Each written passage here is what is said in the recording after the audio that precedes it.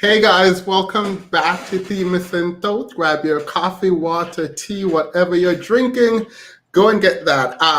It's not a premiere, Lanomsa. It is an actual live stream. So we are going to be talking today.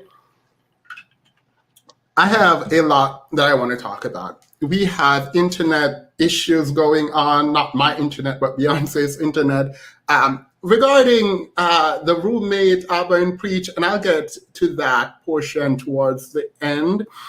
But we're going to talk about what happens on the sort of Fresh and Fit podcast and all that stuff. So there is a ton of information that we are going to try to get through. I'm breaking up in two parts.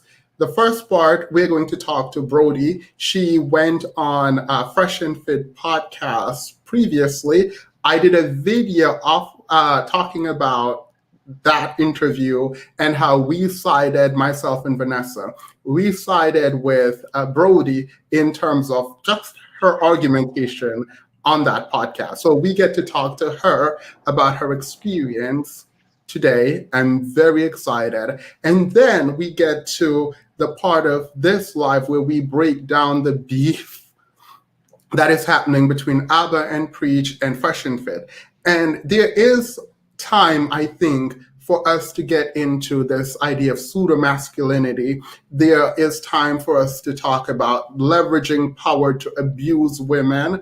There is, allegedly, there is time, I think, for us to really think about the people we give platform to and power and access and what those people ultimately do with the power and access. So we have a ton for you today. I want to say welcome to everyone. Soba Bobo, Teresa, Abby, L, Amo. The names are moving too quickly. I can't catch them. So thank you all for being here, and we are about to get started. So get your drink. And when we come back, Brody will be on the screen with us.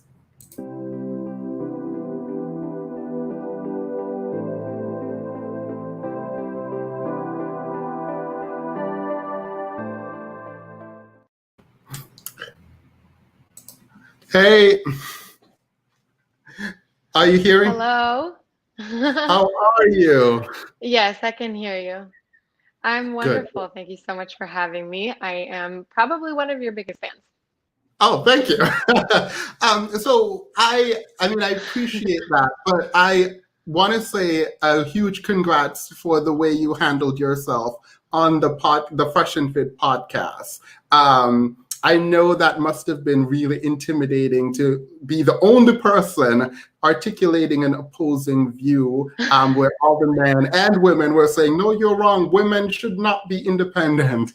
But so how was that? How was that experience for you generally? Well, for starters, I don't think I really understood what gaslighting means until I had that experience. And I was like, oh my God, I might be crazy. Maybe I'm the crazy one. But the experience, all in all, I don't regret it. I'm glad I did it. It's like, I mean, I don't know if this is a parallel, but I used to be really, really religious. And when I stopped being religious and I would talk to like rabbis, I mean, I'm Jewish, I would talk to like rabbis and people about why I'm not religious and everything that sounded rational to me, they would like argue with me and preach to me. And it, like looking back, it took me back to that exact thing. It's like, I don't know if I'm crazy or if the person in front of me is just not rational in their arguments. So for people who don't know what I'm talking about, I will play a small clip of what happened, our breakdown kind of what happened, and then we'll get back in, because I'm curious to find out how you got on the podcast, what that was like, your engagement, because there has been a ton of accusations about kind of how these men, Fresh and Fit, right, how they run their podcasts and ultimately kind of how detrimental it is for some people to the community and different communities. So here's what happened for a reminder, with Brody and her experience on Fresh and Fit podcast. Mm-hmm. Yeah. Like my biggest fear is to lose my independence and to rely on somebody else. And where that comes from? Where does that come from? wish she had an answer. I wish she had an answer. This man is telling, you know where that come from? No, you tell me. Tell me where my independence comes from, fear. doctor. Tell me about my childhood trauma. Girl, you know That made me independent. It's a why, period. Because I said so. No, just period. Why, period. No, don't cook me dinner. Now don't make me dinner, yeah. That makes absolutely no sense. Absolutely no sense. Like, I'm trying to make sense. Let's continue. Relationship movement is based upon fear. That's unhealthy. And so what I've noticed, a lot of women, when they move in a relationship, it's based out of fear. You can't live your life based upon fear. I think it's unhealthy to put yourself in situations where you could potentially be left with nothing. But that's the mindset. All right. So you gave what I thought was a reasonable answer. It is, you don't want to put yourself in a situation. You don't want to put yourself in a situation where you're completely dependent on someone else. You want to have your own. But we're not, we probably should come back another time and break down that video, right? I would love to do that. Yeah. Good. But so how did you get on the podcast? So I have a pretty small following on Instagram. I mean, small in consideration. I mean, considering I live in Miami, I have about 6,000 followers. And my friend, who I associate with a lot, has like 13 or 14,000 followers. So they reached out to her because they specifically look for these Instagram models, girls that they don't think have regular day jobs, you know, like the kind of girls that go out a lot and have a great time and rely on their beauty. So they're actively seeking out these women. My friend is the one who brought me on as well with her because she was kind of nervous to go alone. And I just moved to Miami, so I was like, I'll say yes to anything. I thought it was a podcast at some guy's basement. I didn't really expect it to be, you know, the production that it was. And then when I went on, I was pleasantly surprised until they started the live stream, and I was like, oh, this is for incels. I was like, oh, wait. Oh, no.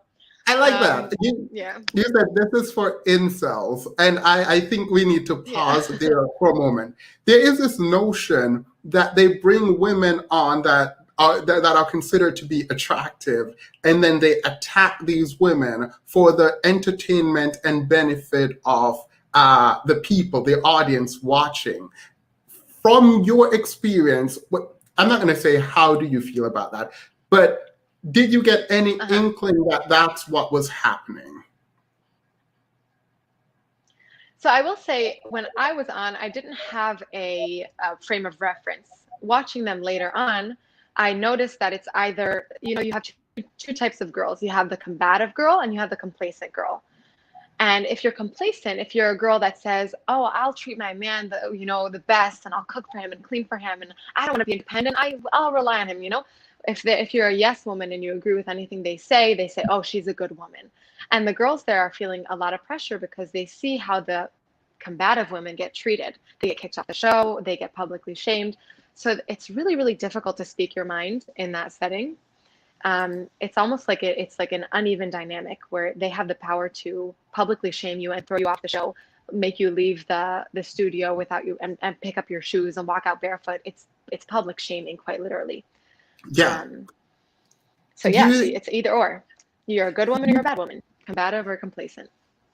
You said public shaming, and I'm going to bring this up when I break down the beef later on, but I do need to play this because you talked about them kicking people off the show, right? And embarrassing them, and there's a public shaming. And so there's a kind of pressure to go along with whatever they're saying, to not be publicly shamed.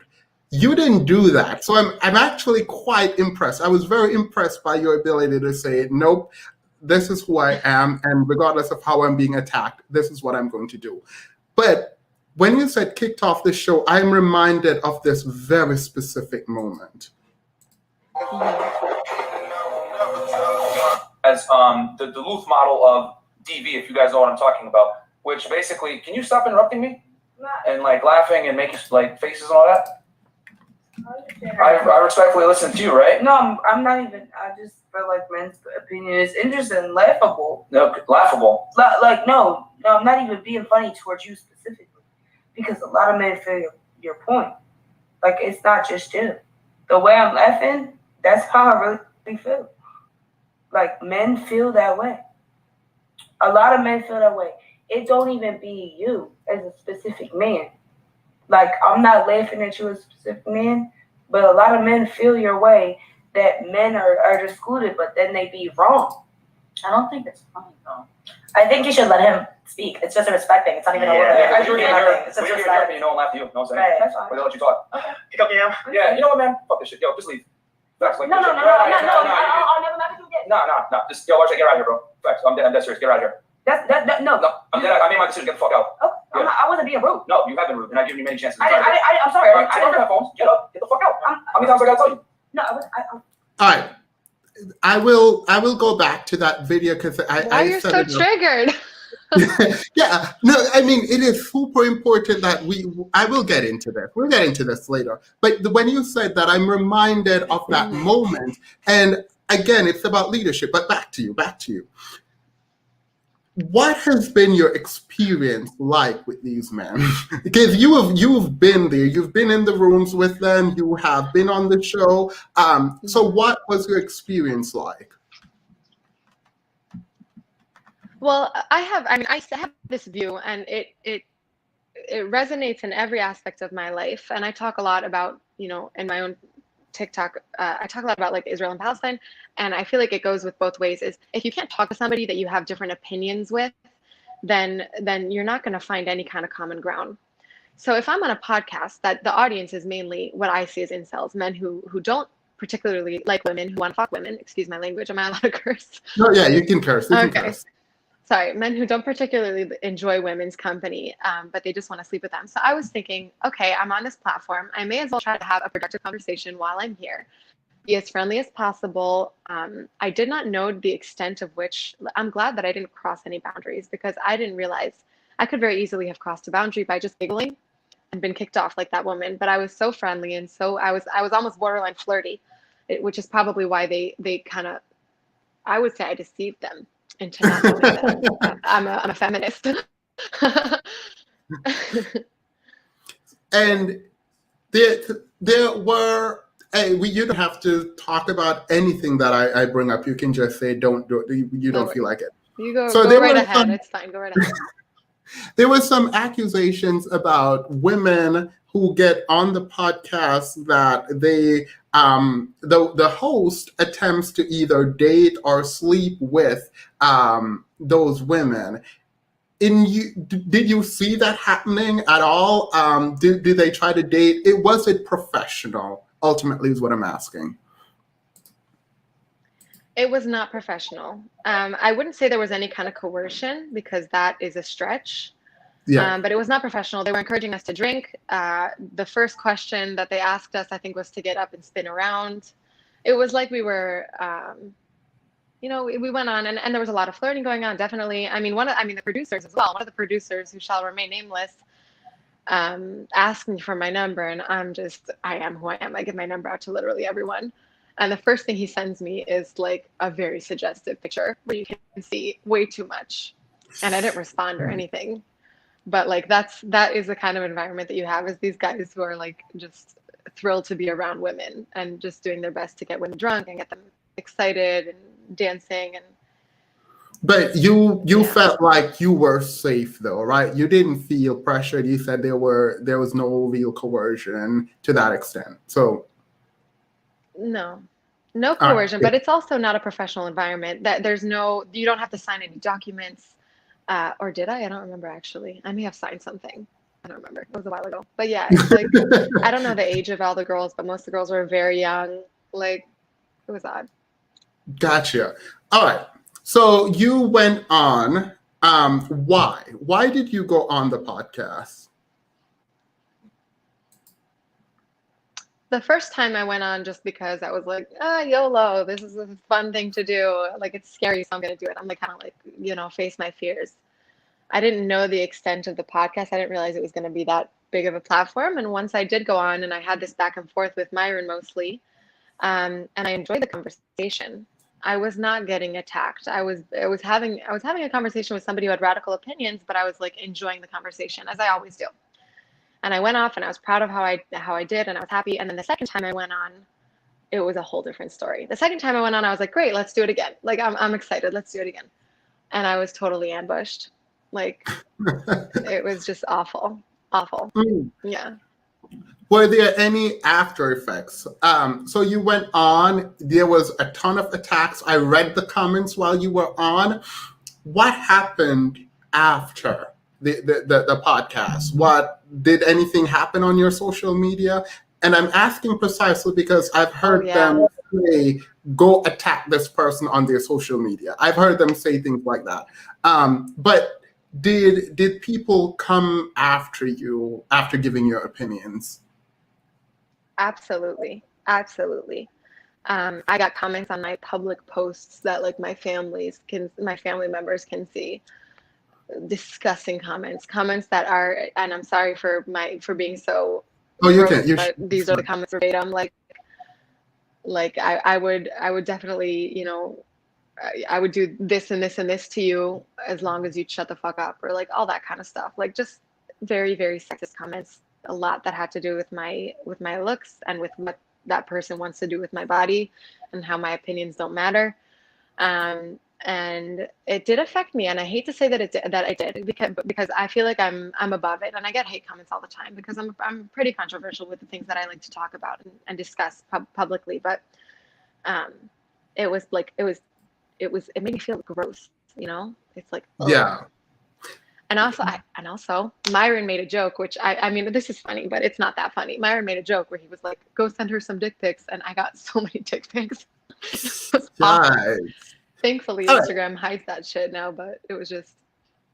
So Myron is accused, and again, I'll get into this outside of you because I don't want you to divulge too much or whatever, but Myron is being accused of leveraging his platform to sleep with women, right?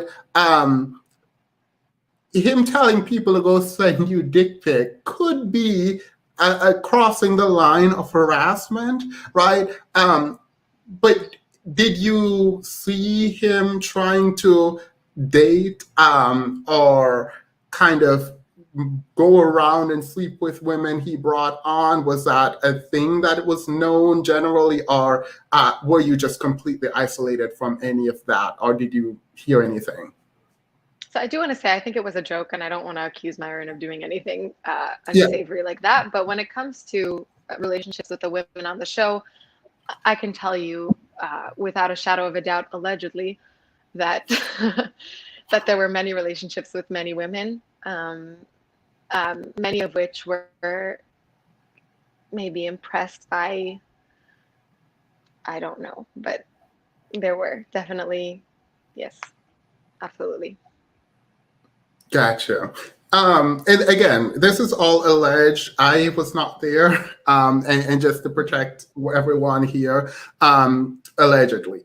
Now, I want us to move forward a little bit. So you were sort of brought on by your friend. You went on, and then you went on a second time because the first time wasn't an issue. You had a great conversation. Then you went back, and then Hafeez from the Roommates so happened to be there, and you and him got into it on the podcast, talking about women's independence and women's role and all of that stuff. Now, in the moment when you were there, why did you feel it necessary to stand your ground? Why didn't you just do what other people did and just say, yeah, women should cook? I don't see that I had a choice. It was either, you know, like, I mean, it's a fair question, but I did not feel like I had any other option other than just speak my opinion. And I also didn't think that my opinions were radical. He was reacting to them as if they were radical opinions. And I was just saying like, oh, here's the healthy medium, you know, here's a healthy medium. Maybe don't be codependent. Maybe just have a healthy relationship. And he's like, he just went off you know, like from 0 to 100. It was crazy. Yeah. do you think that they are, and this is a normative judgment that I'm asking you to make, do you think these people are good people? And you don't have to answer it directly. You can just tell me your general feelings about your interaction and your interpretation of them.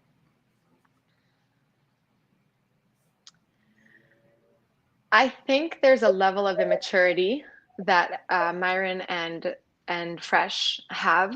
I think they're more interested in a show than actually having productive conversations or in giving good advice.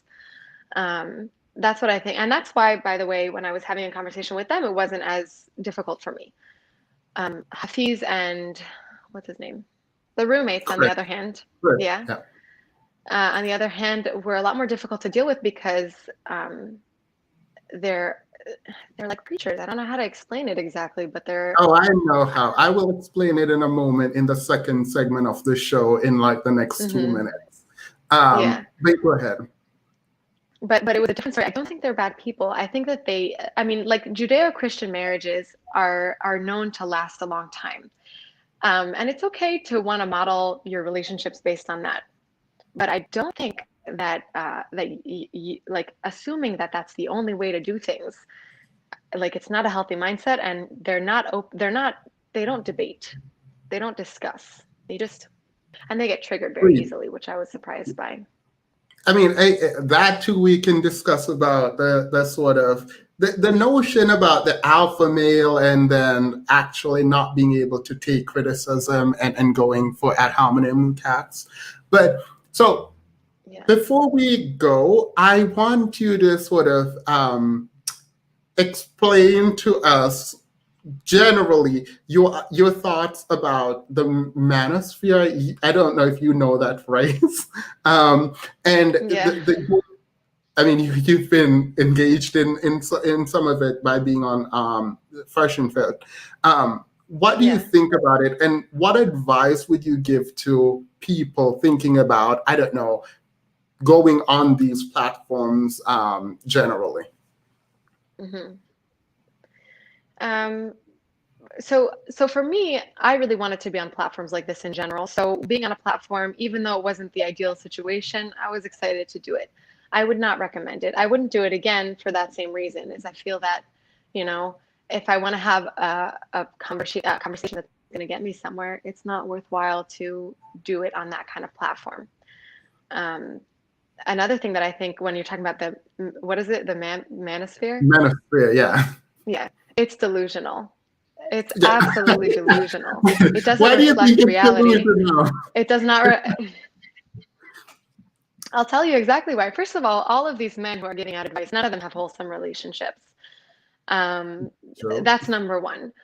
Number two is their limited view of reality doesn't reflect everyone else's values in the world. I can tell you that I grew up in a beautiful home. My parents have a happy marriage. They've been married for 30 years.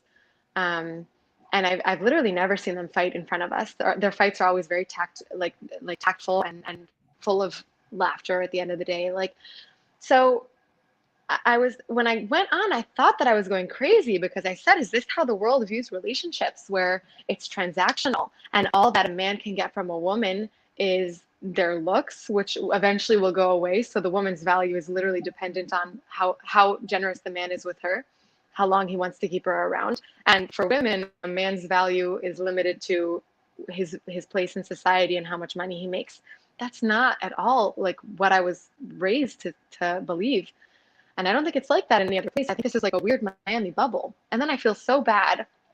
I feel so sad for these teens or these fucking idiots, excuse me, that are watching this bullshit and thinking that this reflects relationships and getting their advice from these guys who have not had a wholesome relationship in their life, not even with a friend. It's so sad, and it's such a terrible place to get advice that it breaks my heart that people are watching this. And I'm sad also for the hosts. The hosts I'm sad for, specifically Myron and Fresh, because it's a shame. Do you it's a shame you see women like this. It's a shame that you hate us. Go ahead. Do you think do you think people actually go to them for development? And do you think that men are actually trying to engage in self-improvement? Do you think that's what these platforms are ultimately for, even if they're not meeting those criteria? I don't know. I mean, I know that they have segments on money and they have segments on fitness, which is great. You know, you do you. But maybe that's what it started as. And then they realized that what gets them the most clicks and the most views is shaming women publicly. I mean, it's crazy. And I also think, like, what's the most emasculating thing in the world is getting so triggered by a woman saying, hey, I think a man should also cook every so often. I mean, do you know what I'm referring to? This Yeah. girl like got kicked Yeah. off the Yeah. show for saying that she thinks that every so often a man should have to cook dinner. Like, come on, how small is your penis? Like, I'm sorry, excuse me. Like, obviously that's like a stupid analogy. Like, what are you compensating for? Yeah. No, you might. Be I a do man think and this just is. I think this is an interesting segment of the conversation where I do think, and my platform is open, I do think we should come back and talk about what it is that you were talking about on the later podcast that you went on concerning women's independence, because I would like to get more of your thoughts on that. And I don't think you got the space to fully articulate how you felt about that. So that would be really amazing, by the way. I would love to do that. I would love to do that. It was not easy being yelled at with this guy who's targeting me out of all the women. And then seeing comments pop up on the screen. And at the same time, I'm thinking, like, am I in the wrong here? Like, I don't know what's wrong with me. Because then watching you, and I don't remember her name, but she was wonderful. Vanessa. Your friend, Vanessa, watching you guys just like laugh at this guy, I was like, if I had one rational thought, that's how I would be. I'd be laughing. But in that moment, I was just like, I was like totally shocked. I was like, what is this man? Why is he so angry? You know, he got legitimate. He was angry. No, I saw it. I did not understand. And he's teaching people how to control their emotion and emotional regulation, and then the inability to do so. And we are going to move into the next segment. Before we do, I want you to sort of give your closing thoughts, but I want to talk about it because I think it is easy for us to say, Fresh and Fit, they are hypocrites.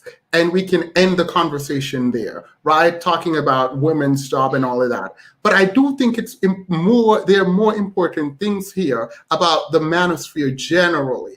And I want to talk today about, well, I'll break down the sort of beef happening, and then I'll go into some cultural things that we need to think about. So I'm going to do that after this, but your closing thoughts, and you are welcome back so we can actually have the discussion that you did not get to have on Fresh and Fit.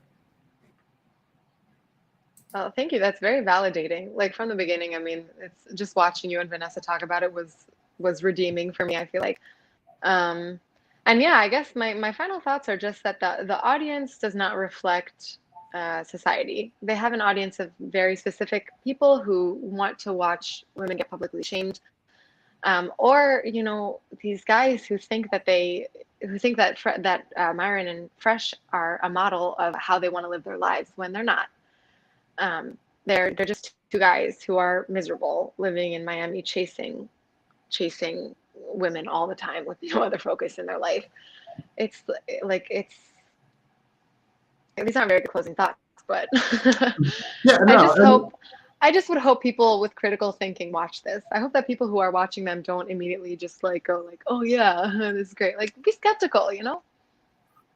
Yeah, I do. I mean, I think that's how people should generally approach life, right? There's a healthy dose of skepticism that we should have, and not just dive headfirst in on everyone's preaching, right?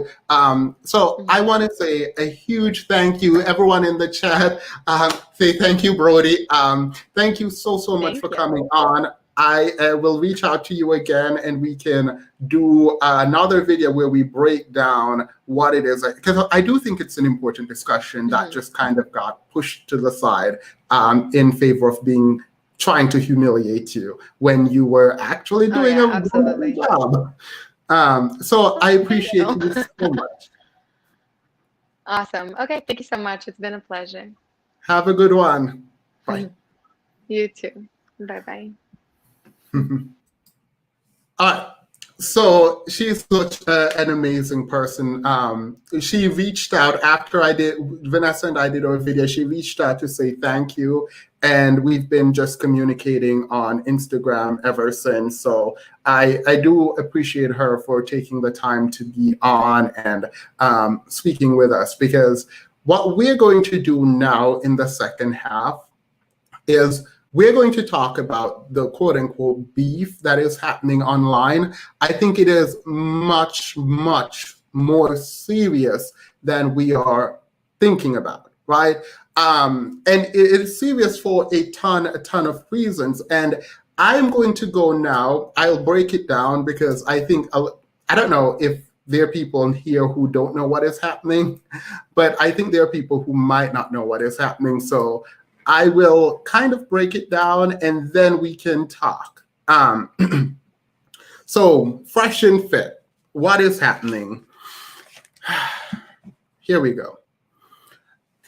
I know that there are a ton of people who listen to other people, and we are so invested in other people's work. We are invested in the content that they create. So we don't really think about whether or not what they're saying is true or false, or we don't engage in the kinds of critical analysis that we should. And because we don't do that, I think ultimately what happens, or what starts to happen, is we get these almost cult-like followings whereby we don't, as the viewer, take people who are speaking to task. We don't challenge the ideas that we're being taught, and we don't engage in active learning, right? Which requires you to go and do your outside research. So let's get to the beef, and then we'll get to the breakdown in a moment. So Abba and Preach, who are two content creators that I do watch. I have a complicated relationship with them in terms of their ideologies, but I do engage with people who I fundamentally disagree with on specific issues. I don't have to agree with you on everything, but I frequent their channel, and I like some of their reviews. Fresh and Fit, I find them to be a mess. It is kind of messy. And there is a sense that the manosphere, which I do include Fresh and Fit in the manosphere, I think that group have at its core right now, at least the leaders in the manosphere, because there are other people, right? At least the leaders, and when I say the leaders, the people who instantly come to mind, I think they have a very specific idea about masculinity. I think they have a very specific idea about value, and they have a very specific idea about what it means to be a man. Right? These ideas, I'm not sure they come from a meaningful place. I don't think they think about community. I don't think they think about their tribe and how to help other people. And I generally don't think they actually care about the audience in terms of improving the audience. Now, you can pay a ton of money to these people, and a lot of people do, in order to get the access you need to some kind of knowledge that will make you, quote unquote, better. And a lot of people do it. And for those people, I wonder whether or not they believe it's worth it, right? And maybe instant gratification is why people do this. Maybe people don't want to actually do the work, right? Like if you think about value, maybe education could be a value and you could go to school and be better in that way. Or you could just watch people tell you what it means to be high value without actually engaging in the self-improvement that is required, right? So I am not sure necessarily that it is a production issue, the producer, or it's a consumer issue, what people want, because I don't fundamentally believe that people, everyday people, want to actually engage in meaningful learning and meaningful improvement, right? It's like seeing someone who knows how to play the piano and saying, I would give anything to learn how to play the piano. Would you actually give anything? Because it might take hours and hours and hours of learning. But you don't want to do that because you can. You saying you would do anything to have that talent means that you would go and do the training, but you won't. You just want someone to make you that person or make you feel like that person. You don't want to actually engage, right? So again, I'm going to get back to that in a moment. Now, the beef. Abba and Preach went down to the Fresh and Fit studio to do an interview. And in this interview, they were talking about sex work and whether or not sex work should be legalized. There is a couple of problems that I have with this. The question is, should sex work be legalized?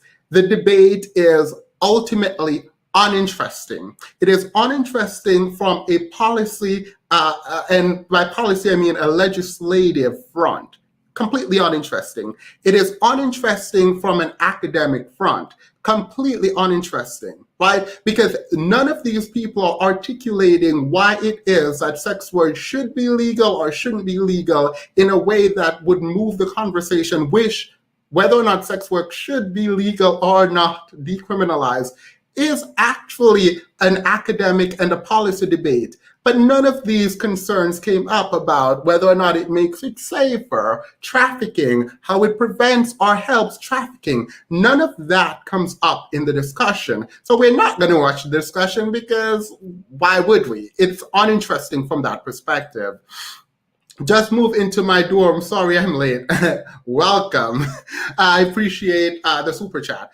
All right. So here's what we go first. So after the interview, months later, Abba and Preach decided to react to the interview that they did. And this is the reaction that they had. We're going to watch a little bit of it just for context, and then we'll get into why this beef was literally not supposed to happen. And then we can talk about why did it happen? Why? And I can tell you why. It's fragile ego. That's why. Just ego. Complete ego. So here's what happened. Serious? I was about to go to the airport within the next 30 minutes. Okay. Let's do that again. There you go. That was a cat. That's a big old cat. Big old cat. Big old cat. All the girls respect me. Preach. We're both on this. So there's a discussion surrounding working women, girls who work in the bedroom professionally. And they were saying why they didn't want it to be legalized. And so they asked me Preach's thoughts. And this is what happened. Picture this though, right? We think the girls behind the scenes, the person, right? How they look at these guys that are paying is different from what I'm telling you in person, because they look at you as, okay, he's paying a need that I have, but I don't respect him. And for me, I don't want bitch's pussy. I want a soul. You ain't getting nobody's soul. The fuck you think you are, Ghostbusters? This man said her soul. Look at your face right now. You're looking at the camera like, what is he talking about? I don't know where the whole soul's comment came from. Like you want a soul? That's corny. That's super. All right. So I'm not going to get into, again, this is uninteresting from either policy or an academic perspective. These are people, like the ultimate conclusion, right? So Fresh and Fit do not believe sex work should be decriminalized, right? They think it should remain illegal. The reason they give is because men should want women's soul, or they want women's soul, and also respect. They want women to respect them. Now, I have a problem. Let's put me back on the screen. The problem with this is there is absolutely no depth at all, completely none, zero depth at all to the discussion concerning a legitimate debate about whether or not sex work should be decriminalized, right?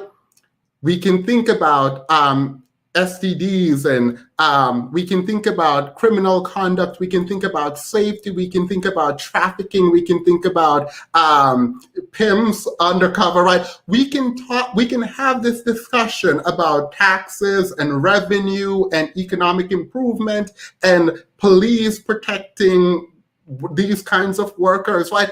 We can have a much more robust discussion. We can do a comparative analysis between the US and another country that has it decriminalized, right? We can have all this conversation, and it would be a very robust academic and a policy discussion. I don't think, normative judgment, a lot of people have the range to have the discussion. So Abba and Preach attempts to explain why the Fresh and Fit's approach is sort of idiotic in their opinion. Not only is it wrong, but it is hypocritical, because Abba and Preach are going to go forward and explain that one of the Fresh and Fit guys, Brody, I think, not Brody, I just said Brody, I just interviewed her, Myron, has a sugar baby seeking arrangement profile on some website, right?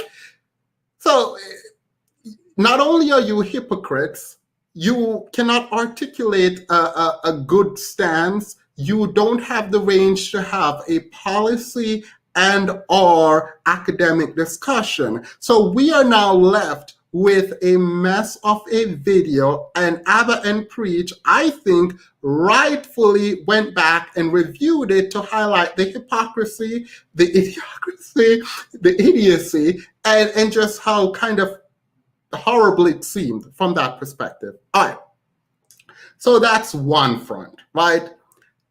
I think if you are teaching men how to be quote unquote high value, how to control themselves, Abba and Preach talking about the issues with your reasoning would prompt a response explaining why it is that you are not wrong in your reasoning, right? Like you can literally make a video, Fresh and Fit, and explain, hey, they said this, but here are the reasons why we think sex work should not be decriminalized. And they could explain that. That would have been a healthy debate, right? A great debate that said seeking arrangement. There you go. Thank you. So Myron has a profile on seeking arrangement. All right, great. So we are caught up. Instead of coming back, we're not watching the entire video, and literally no one has time for that. So instead of coming back and doing that and having the debate, Fresh and Fit guys came out and decided to drag Abba and Preach. They were talking about Preach's wife. They were talking about their numbers. They were talking about how much better they are, their haircut, all kinds of nonsense that they teach men not to do, allegedly. So let's watch Abba and Preach's response to that, a little bit of it, right? Like, we're not going to watch all of it, because I do want to get to some very important pieces towards the end. So let's do it.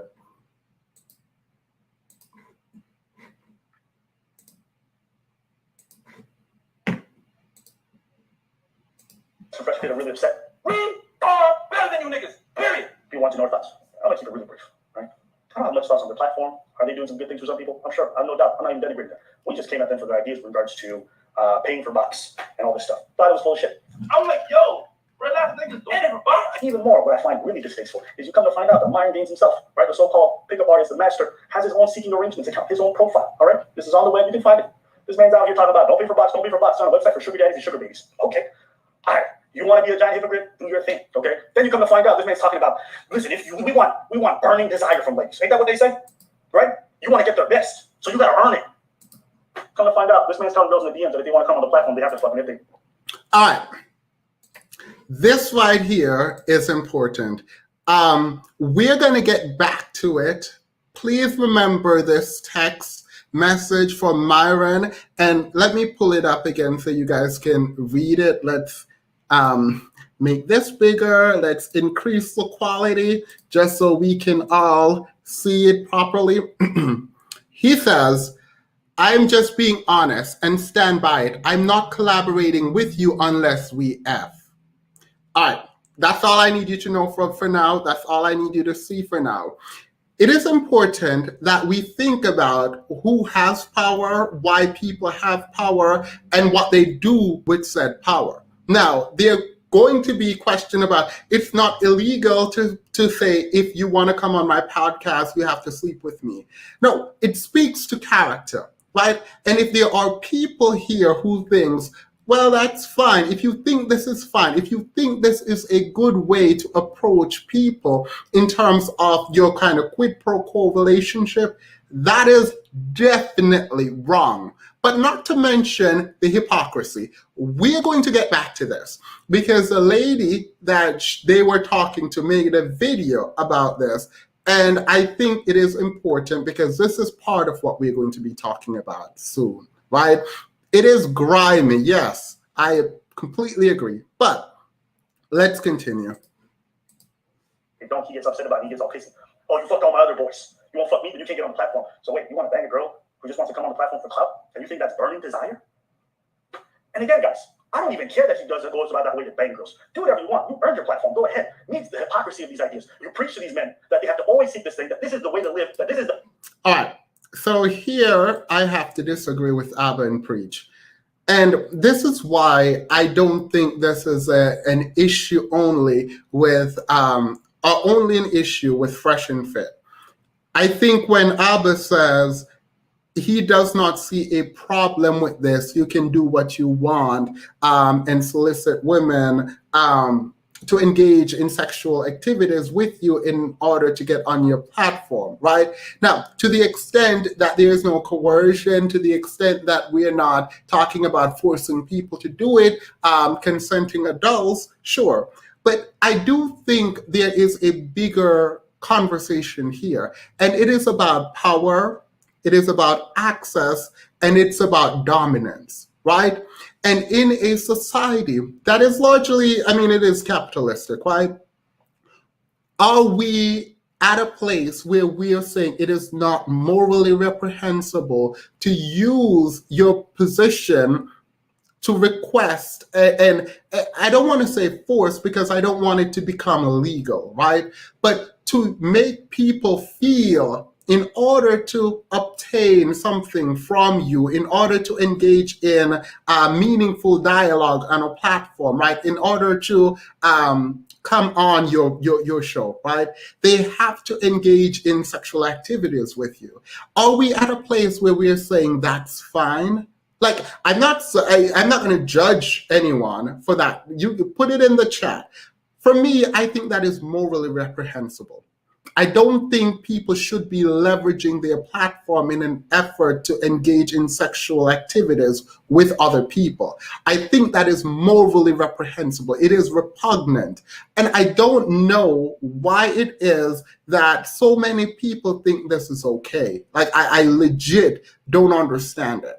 The whole Me Too movement was born out of some of these ideas, right? The Me Too movement, now obviously there is a legal element to the Me Too movement, right? A huge legal element, right?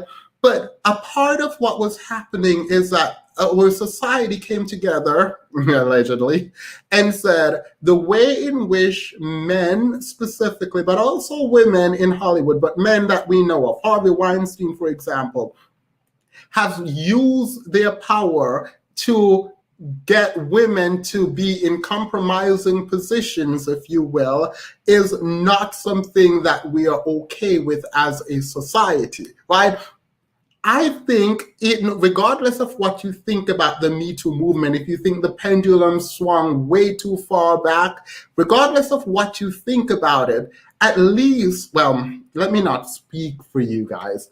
At least for me, I accepted that maybe we need to rethink the ways in which we engage with women or men when we have power, right? And when we have something that they want, how can we be responsible enough with the power that we have and the position that we have?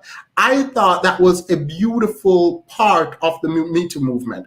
For everything else, for all its warts, I thought that was a great part. Anyway, we're going to continue. The chap requires someone's soul for what exactly? There are so many issues with this mindset, and they're supposed to be teachers who teaching about marriage. Oh, we're going to get to this, community. Thank you, by the way. Gracious.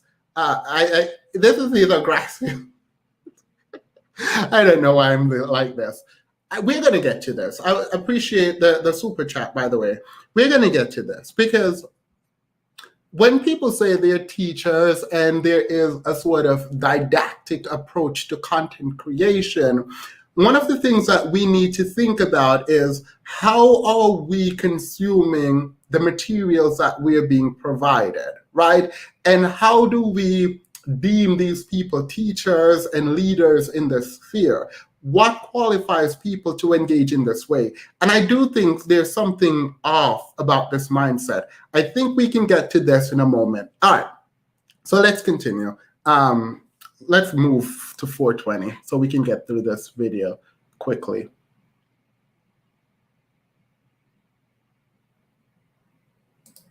Not me being quiet. Releases. We didn't talk about you paying for bots. We didn't talk about none of that shit. You guys are getting so hyper emotional about this thing. It's funny to me. For so-called alpha males, you guys won't seem to have any control over your temper. Our channel's better than yours. We get more views than you. We've been on less than you. We work harder than y'all niggas. We cut our hair more than you niggas. Like, yo, if y'all really want to, we get more girls than y'all niggas. Like, if y'all really want to bleed, this nigga preaches married. Right to a fucking political well somewhere. And y'all niggas talking shit. And all these niggas are 40 years old. Yo, all that niggas, bro, like, yo, bro. I wasn't gonna do this. Wait, the hand symbol? Yo, I was not gonna fucking do this. But y'all got me hyped now. Yo, I know you guys are not talking, bro. My man Abba looks like he got off a camel, hasn't cut his hair in years. Rusty as fuck. Yo, bro. And this is Sudanese roasting on you right now, bro. Yo, I was like, yo, where do you came from, bro? Now, right? Take a look at bum yourself, bro. Am I right? I don't know kind of niggas. Obviously, I'm saying that's your stuff. I feel like we're better than you niggas. We make more money than you niggas. We got a better fucking channel than y'all niggas. We get more views than y'all niggas. The only thing you guys got on us is you guys been on longer. But I can't fucking do next year, this time, we're gonna laugh you motherfuckers. Because you know what? Nobody works harder than us. Period. And that's the word. This is interesting. It's not just goofy, it's not just reductive in the worst way possible. It is a lack of emotional regulation. I am reminded of those people where they'll be saying the most horrendous things. And because there are people around them hyping them up, in the moment, there is this kind of fire to just quote unquote go off, right? There's no real thought into it, right? But I think it is important what they went to, right?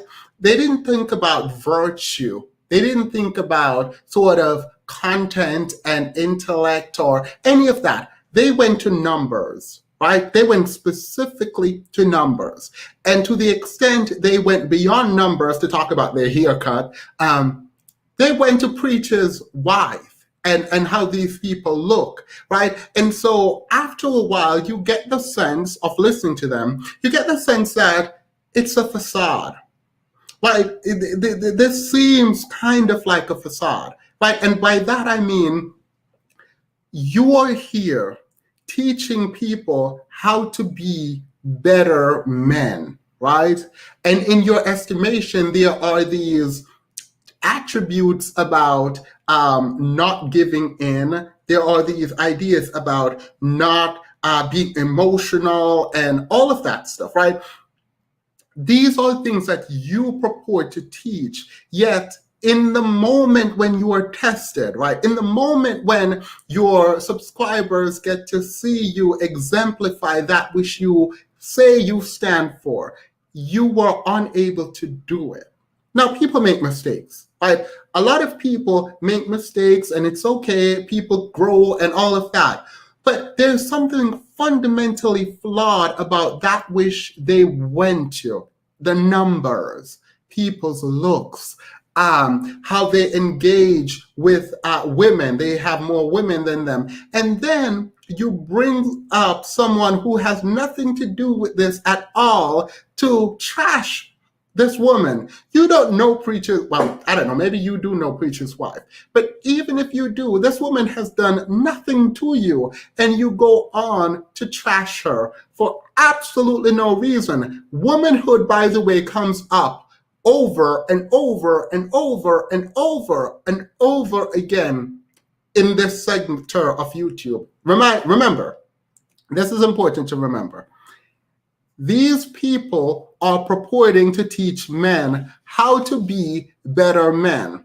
It seems, however, that everything is predicated, all of it is predicated on shaming women, on, and I'll get to this, on using women, on accumulating more sexual partners. I will get to that in a moment, because the whole ideas about womanhood and what women are good for and who can be high value and who can't be high value based on gender and sex, it all comes up later. And I want to talk about that in a moment, but I want to get through this. At some point, after talking about this man's wife, they then go on to do what I think is one of the most disgusting display of just, I can't even think about it. I'm not going to put this in words.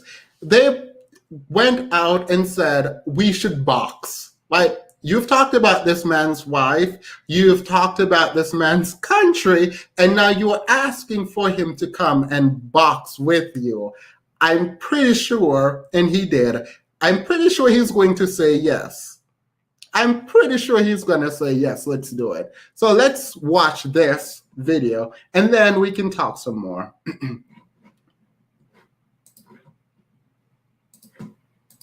We say the facts, we give our elder does this, right? So real talk, man, we put out invite. If y'all want to talk shit, come back in the studio, talk about it. Or we can box about it too. Because I'm in the gym now, you feel me? I'm feeling nice right now. Box about it, bro. That's a box of preach, bro. That's all that box of preach, bro. So, you know, come back to Miami, let's box it out.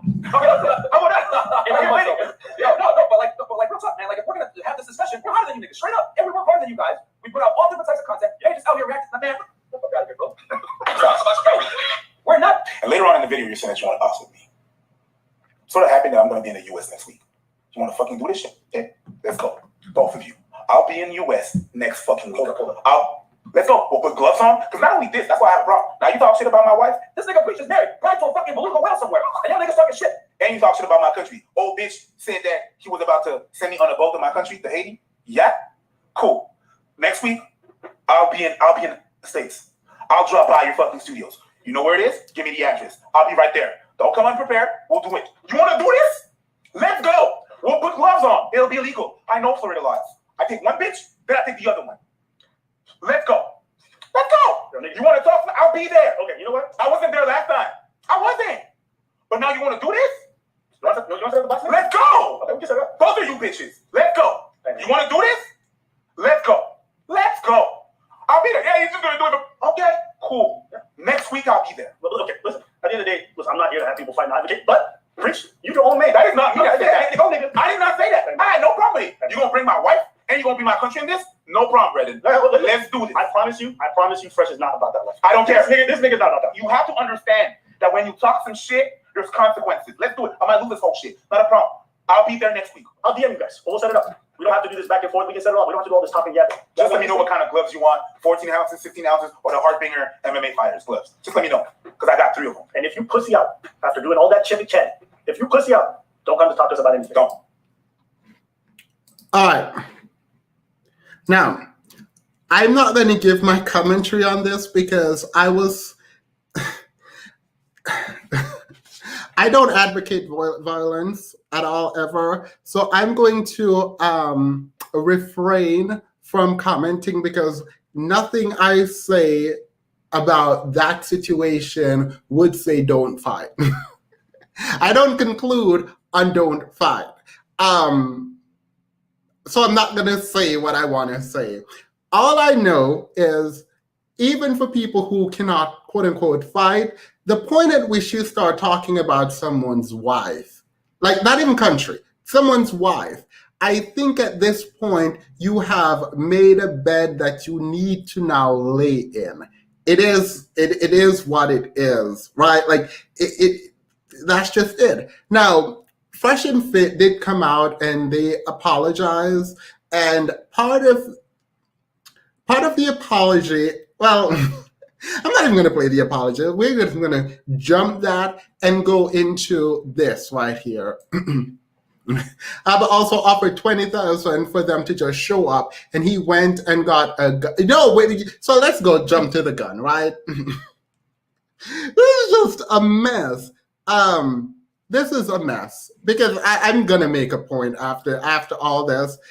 I am actually embarrassed. These are grown men. I don't know if all of them identify as Black, but I am very much embarrassed. This is playing out in the public domain. Grown men cannot disagree without going to ad hominem attacks. And I'm not blaming Abba and Preach for this. I'm put the blame squarely at the foot of Fresh and Fit. I heard reports that they were losing subscribers and all of that stuff. I don't care about that. What I do care about is, how did they get here, and why are people so surprised, right? Why are people so surprised that this is the end result of ideas around these ideas, right? These men who have these ideas, it's not just about toxic masculinity in the way that they treat women. We'll get to that in a moment. It is also about how they engage not just with other men, but with their community. You are so fragile that when your ideas get challenged, which it was your ideas that got challenged, we have to be that clear. When your ideas got challenged from Fresh and Fit, you, Myron, and the other one, I don't know who is Fresh, I don't know who is Fit, don't really care. At the point when you get challenged, you then go to ad hominem attack, you call them out about their channel, and then you're talking about this man's wife. Not sure what you expected after you talked about his wife and then say we should box. Not quite sure. So, Fresh or Fit, don't know who is who. Fresh or Fit, after Abba and Preach decided that, yes, let's do it. Let's go and have this fight. They decided that they were going to pull out. And this is what happened. He went and bought a gun. Putting all this behind us, for the next couple of days, we're taking some days off, go do some podcasts, guest appearances in different spots. And then someone sends me a story. A Fresh Prince CEO going to buy firearms for the first time. Look at this. Hi guys, I'm here with my boy Peter helping me with my first guns. Shout out to you, man. Hey, pleasure, Walter. Thank you. Hello, everyone out there. Yeah, we here at American Security Consultants, we're experts in firearms training, situational awareness, defensive tactics. Are you serious? I like this picture. Let's keep this picture up. So, you disrespect someone, you told them you wanted to fight them, and then they said, yes, we should fight. And you posted an Instagram story of you going to purchase a firearm. This is so ghetto. This is so ghetto. How are you going to go buy a firearm? This is...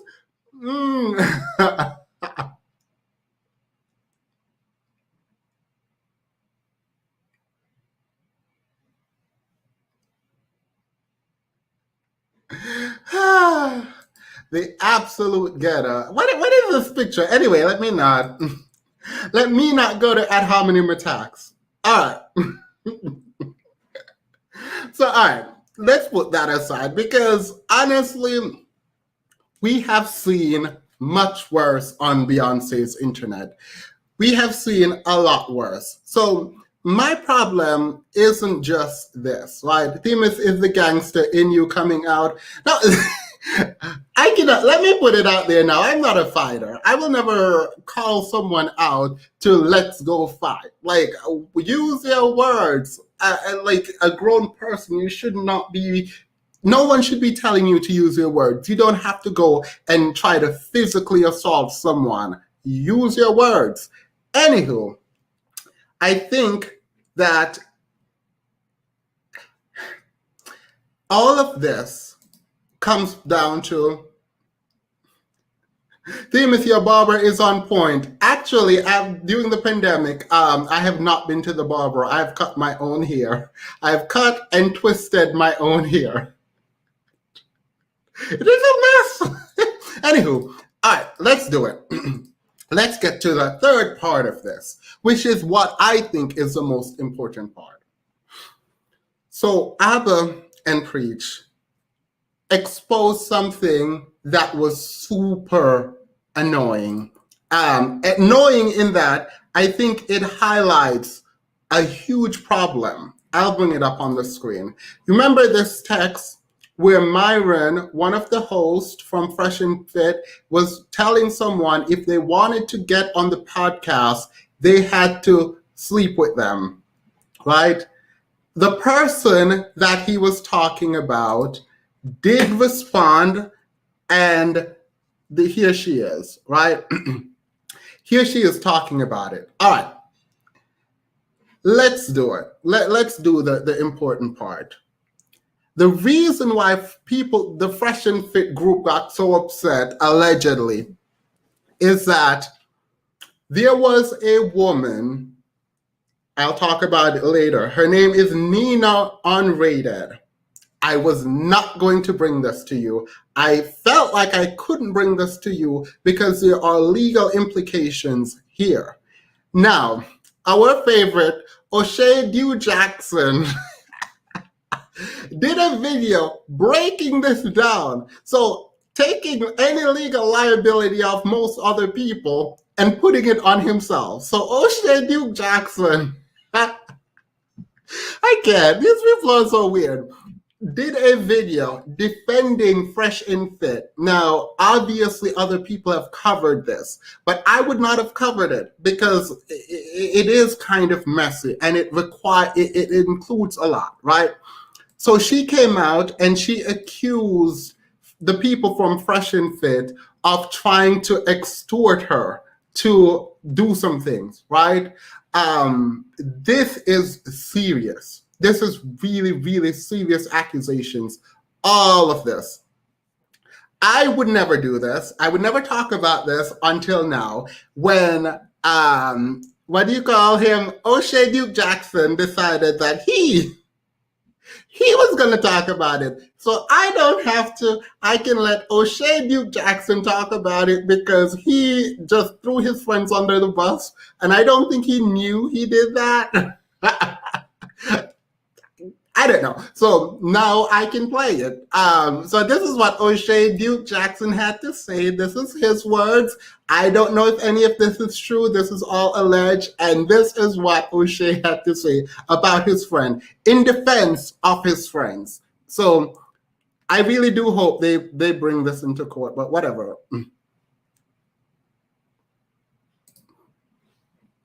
They have a lot of OnlyFans models, Instagram models, women who look good. It had certain situations, some problems. You know, some chicks didn't want to get out at one time to call the police, let the chicks out stuff. They have a very active Patreon community. Well, this particular chick, you know, Unrated, is a popular OnlyFans model. Stop show. She's also a single mom, so put it all together. You're so dumb. You are really dumb, for real.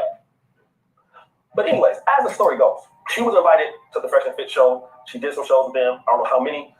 But what happened is that I guess Fresh and Fit have a Patreon community in which they may be sharing some images that are explicit, if you will, of some of the ladies. So some of the girls, you know, they go in there on the Patreon community. Some of them may be naked. So she said that's what. All right. Oh, right here. This is important. So O'Shea Duke Jackson said, not me.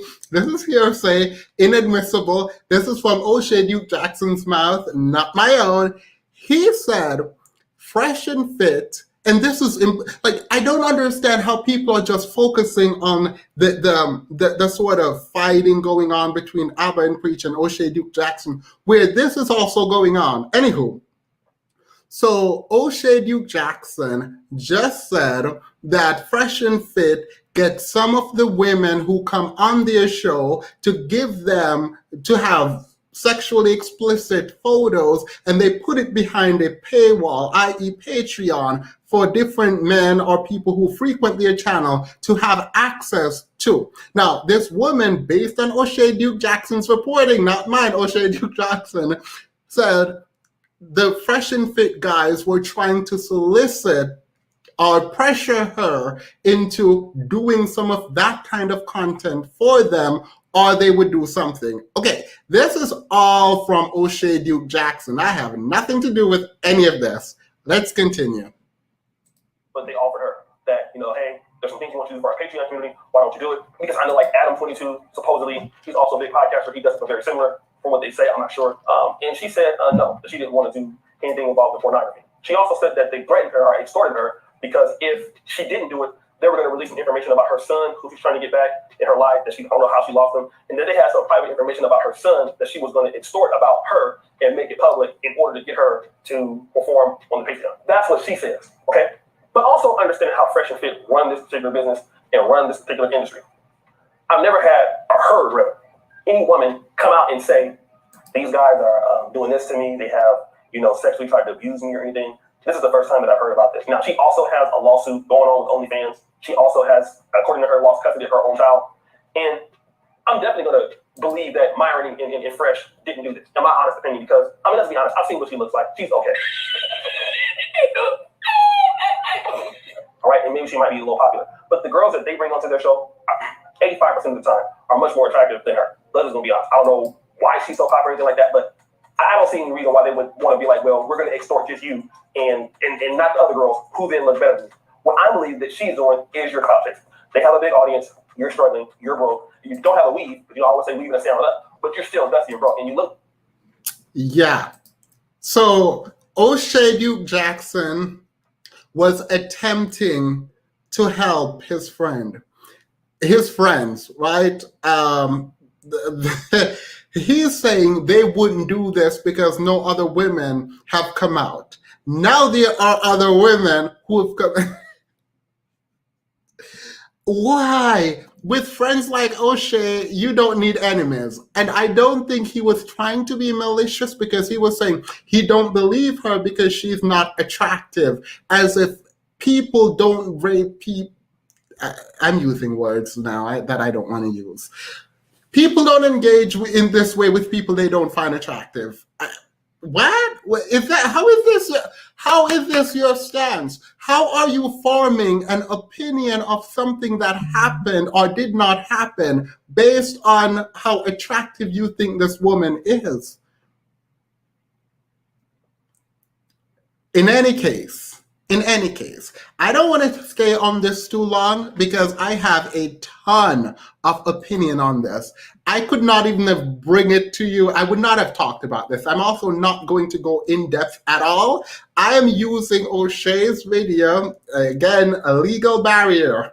I'm using O'Shea. If there's distribution, he's much bigger than I am. So O'Shea's video talking about this and him breaking it down, thinking that it didn't happen. So this is all alleged, and this is all from O'Shea Duke Jackson. So the ghetto, the absolute ghetto. Cornelia Fisher, aka O'Shea, head snitch in charge. Yeah.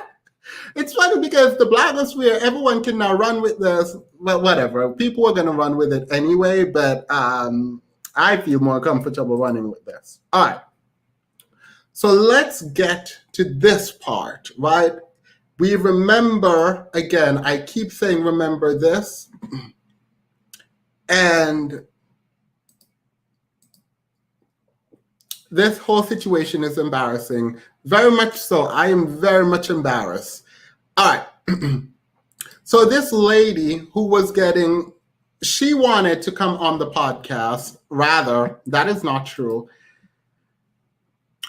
Fresh and Fit reached out to a young lady. This is another person, by the way. Another person to come on their podcast. She said yes, ultimately, and she tried to get on. And they told her, this text, that for her to get on, she would have to sleep with Myron. All right.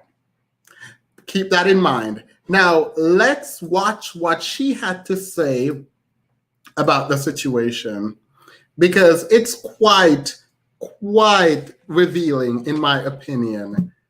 And I don't understand, like, we're so busy thinking about the sort of back and forth going on that let me redo this. Sorry. We're so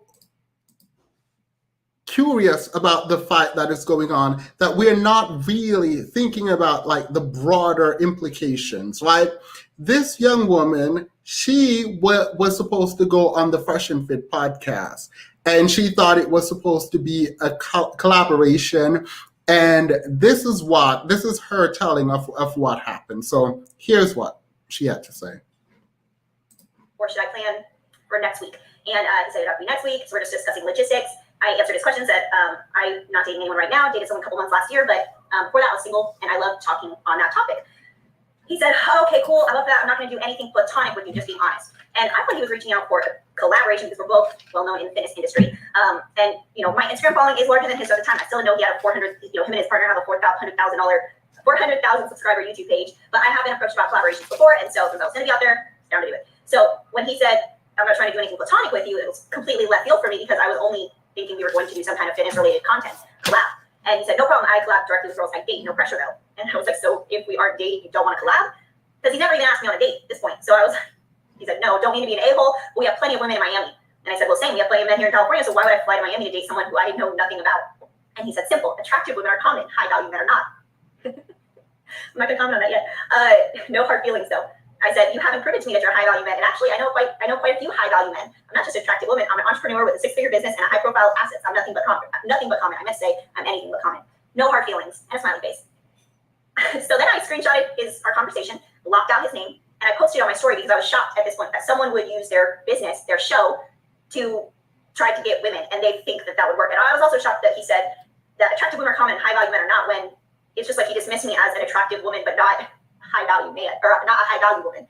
And, you know, I don't know anything about this guy, so for him to tell me that he's this high-value man when you're having to use your show to get women, high-value men don't have to use their show and clout to get women, for the record. Anyway, so I posted it anonymously, and I said, high-value men don't talk the way that you did. I have 75 people on my story. I posted a poll, and I was like, am I tripping, or is this crazy? I forget exactly what I said, but I had so many people voting, oh my gosh, like, this is insane. And so I said, I have 75 people on my story who voted. I can't believe what you said. The comments are insane. Not one person has your side or thinks your approach is appropriate. You're tripping. And I was using emoji faces laughing. I said, maybe you should have me on your podcast so I can teach you how to talk to women. And I sent the screenshots. Then he said, responding to the screenshot that I sent, and said, I'm just being honest and stand by. I'm not collaborating with you unless we have sex. You have had sex with a bunch of dudes I know and aren't special. You could have just said no and kept it moving, but you're clearly in your feelings going through all that effort with a poll, etc. Go ahead and screenshot the conversation, clout chase. I don't care what 75 Simps said in your story to White Knight. The difference is I say what I want and don't care what you think they do. So at this point, this is where Myra lied and told everyone that I started threatening him. And she blurted out my name. And then she sent me a DM saying, like, you should probably rethink how you talk to women, blah, blah, blah, trying to shame me and say, like, I can expose you. She's like, I'll expose you. I'm like, do it, bitch. Like, go ahead. Like, I started threatening his business and threatening to expose him. Yeah. And she made threats like, oh, I'm gonna, like, I'll make you look bad. It'll be bad for your business. I said, do it. I'll help you. You know what I'm saying? None of this happened. You can see in the DMs. That was just a blatant lie. I was like, we're gonna smash it. She didn't like that. She tried to be like, oh, well, that's your asshole move. Okay, you want me to lie to you and then, like, try to be on like another blatant lie from Myron. I defended myself, told him I haven't slept with a bunch of guys. I said that he's a terrible representation of his podcast and his business, and that I would be happy to put him on blast. I told him he has an opportunity to impact. All right. So I have a ton of concerns here. One, let's get back to Abba and Preach for 2 minutes. I do wish Abba and Preach, I hope they didn't know about this before they went on his podcast. I hope they, in the midst of their back and forth, found out about this later. Because it seems odd to me that you would then put it out now. And this is something that not Abba and Preach, but generally, I think so often we hang around people who do abhorrent things, and we allow them to continue and not engage with them in meaningful discourse about how wrong what they're doing is. It is not okay for you to think, oh, that's just my friend, he's a weirdo or a P word. It's fine, leave him be. Like, that's not okay. You should not be, if you're a friend with a predator, you should be telling them they are predators. You should not be talking to people as if they're your friends and engaging with them when you know their behavior. That is wrong. You are complicit in all of this. To the extent you're his friend and you know this is going on, you don't get to say, oh, that's not me. And I think that's what happens a lot of the time. I think a lot of the time we hang out with other men and we are cool with people who are just the absolute worst and disgusting. And I'm not even talking about legally, right? Like if you're morally wrong, right? If I believe you to be morally repugnant, I'm not going to be hanging around with you. We don't hold each other accountable at all. Like if I saw a friend of mine doing some foolishness like this, we, one, would not be friends. And two, I'm going to call you out. And I do hope that Abba and Preach, as a separate matter, I do hope they didn't know about this and then weaponize it in their fight. I hope they found out about this later and then decide to like put Fresh and Fit on blast. But also, I recognize that in Abba and Preach's video, they also went on to say they don't see anything wrong with leveraging their platform to sleep with women. I think it is abhorrent. I think it's particularly abhorrent when these are younger women who are sometimes impressionable. Like, I do think there is a fundamental problem there, and the power imbalance is so severe, in my opinion, to be morally reprehensible. That's my opinion on that, right? Now, some things we need to highlight in that text. He goes, there are a ton of beautiful women, right? That's not the issue, right? There are a ton of beautiful women. First time seeing this channel, heard the accent. Period. Welcome. There are a ton of beautiful women. You're nothing special, but there's a handful of high value men. I promise you, what we can extrapolate from that message is this. These men aren't honestly trying to make other men high value. They're not trying to compete with other men. They like the position of having the money and being the only group, being the select few men who have money.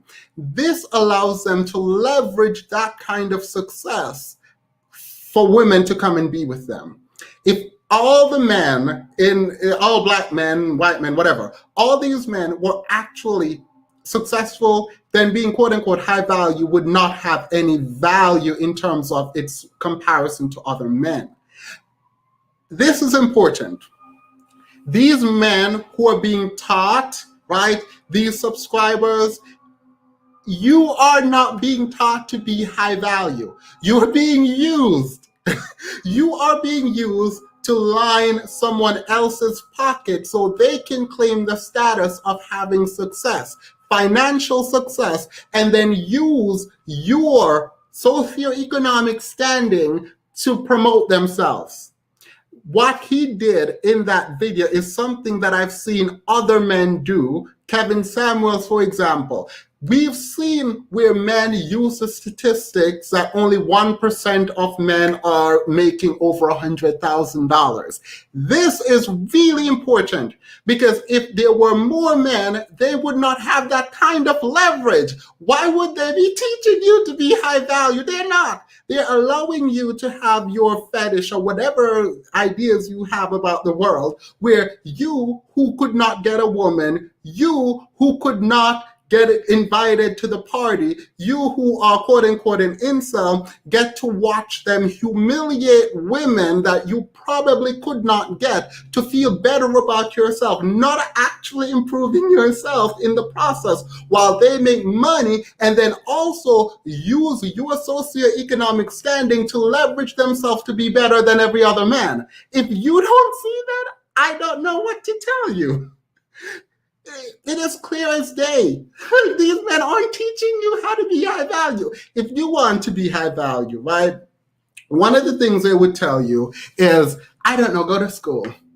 I don't know, get a job and work. And It takes work and grit to have access and money and all of that stuff. It takes work. What it doesn't take work to do is feel good about yourself. What it doesn't take work to do is to look at these women and think to yourself, oh my God, I'm doing better than all these people, and we're going to trash this woman. How dare her think she's going to get a high value man? While you are sitting there in someone's basement, maybe your family, not doing anything. Like, you are not improving, and it takes work. These men are not for you. I promise you, you are not learning how to be better men. And I do have sympathy for some of these people. I have sympathy for some of these men who feel like the world has treated them poorly, who feel like they don't have access, right?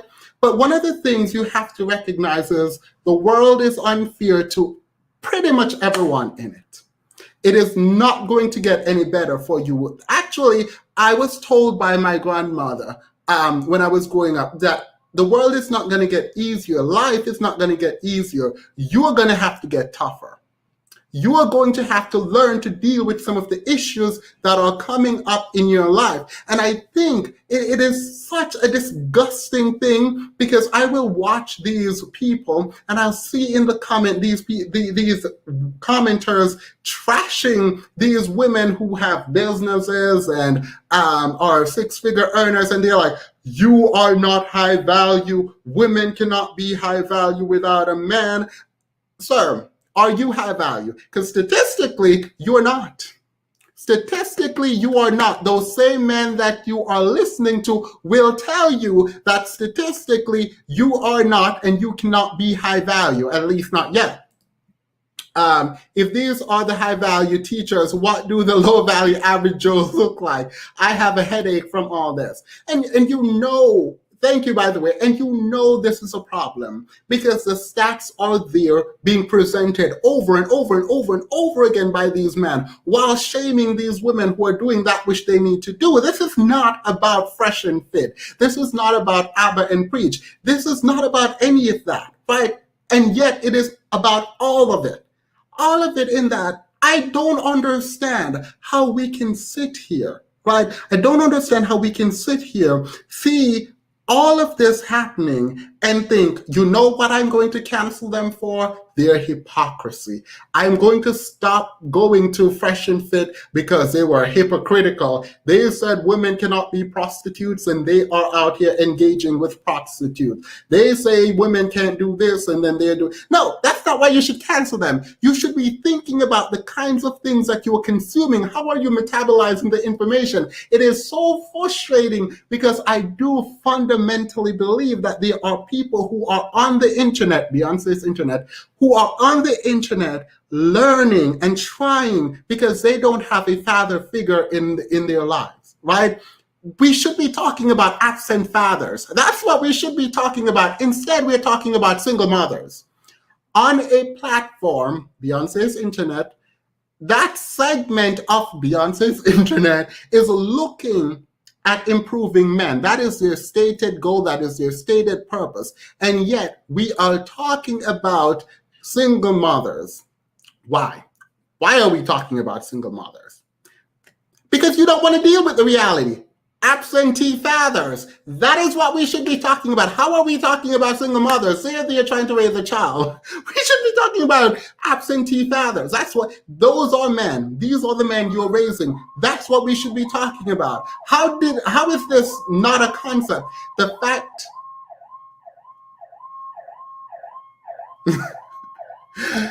fact, I hate that. I don't know what is burning down. The fact that we are here today means that we have not learned our lesson. The fact that people are here thinking, oh my God, we're going to curse the one person there who is trying their best. The fact that we're doing this means that they are not trying to help you. You are not improving. You are passing on blame. You are passing on blame. And I put all of that in this video because it is important. We are looking at individuals teaching men how to be better men while soliciting sex from women to come onto their platform. You are disgusting. You are absolutely disgusting. I don't care about the legality. I actually don't care. The fact that you are engaging in this kind of behavior is wrong. The fact that you have women, you're a pimp in some ways. You have women who come onto your platform doing sexually explicit things behind a paywall for your subscribers to watch. Like, that's ridiculous to me. Like, I don't know how people don't see this. Let me get to some of the comments. I have been talking for. I love how Themis credits Beyonce for her internet even when he's on the road. Yeah, no, you have to give credit. You have to give credit. Digging into absent fathers requires too much vulnerability, humility, and honesty. Exactly.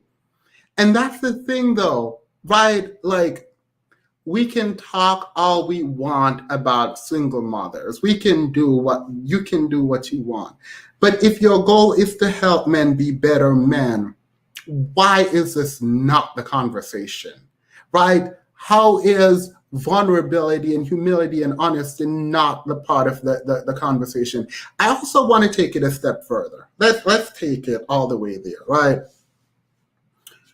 The performance of masculinity is something that I have obviously never understood. Come here, I will teach you how to be alpha. No, absolutely not. Right? So this idea around the alpha and being the strongest seems a bit chaotic, right? And in contemporary society, right? I think I've talked about this before.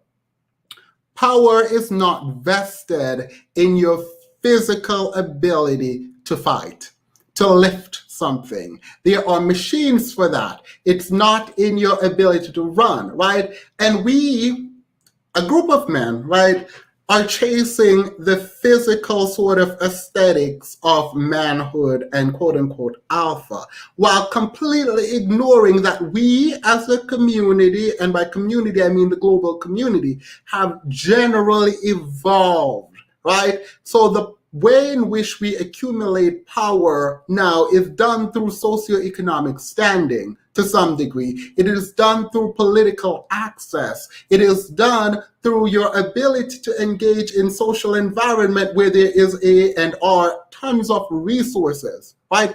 This is how we garner the kind of power to make you quote unquote alpha in the way that we talk generally about being alpha, right? It is important to note that, and I'm going to say something that is going to probably come off as crass, and I'm going to do it regardless.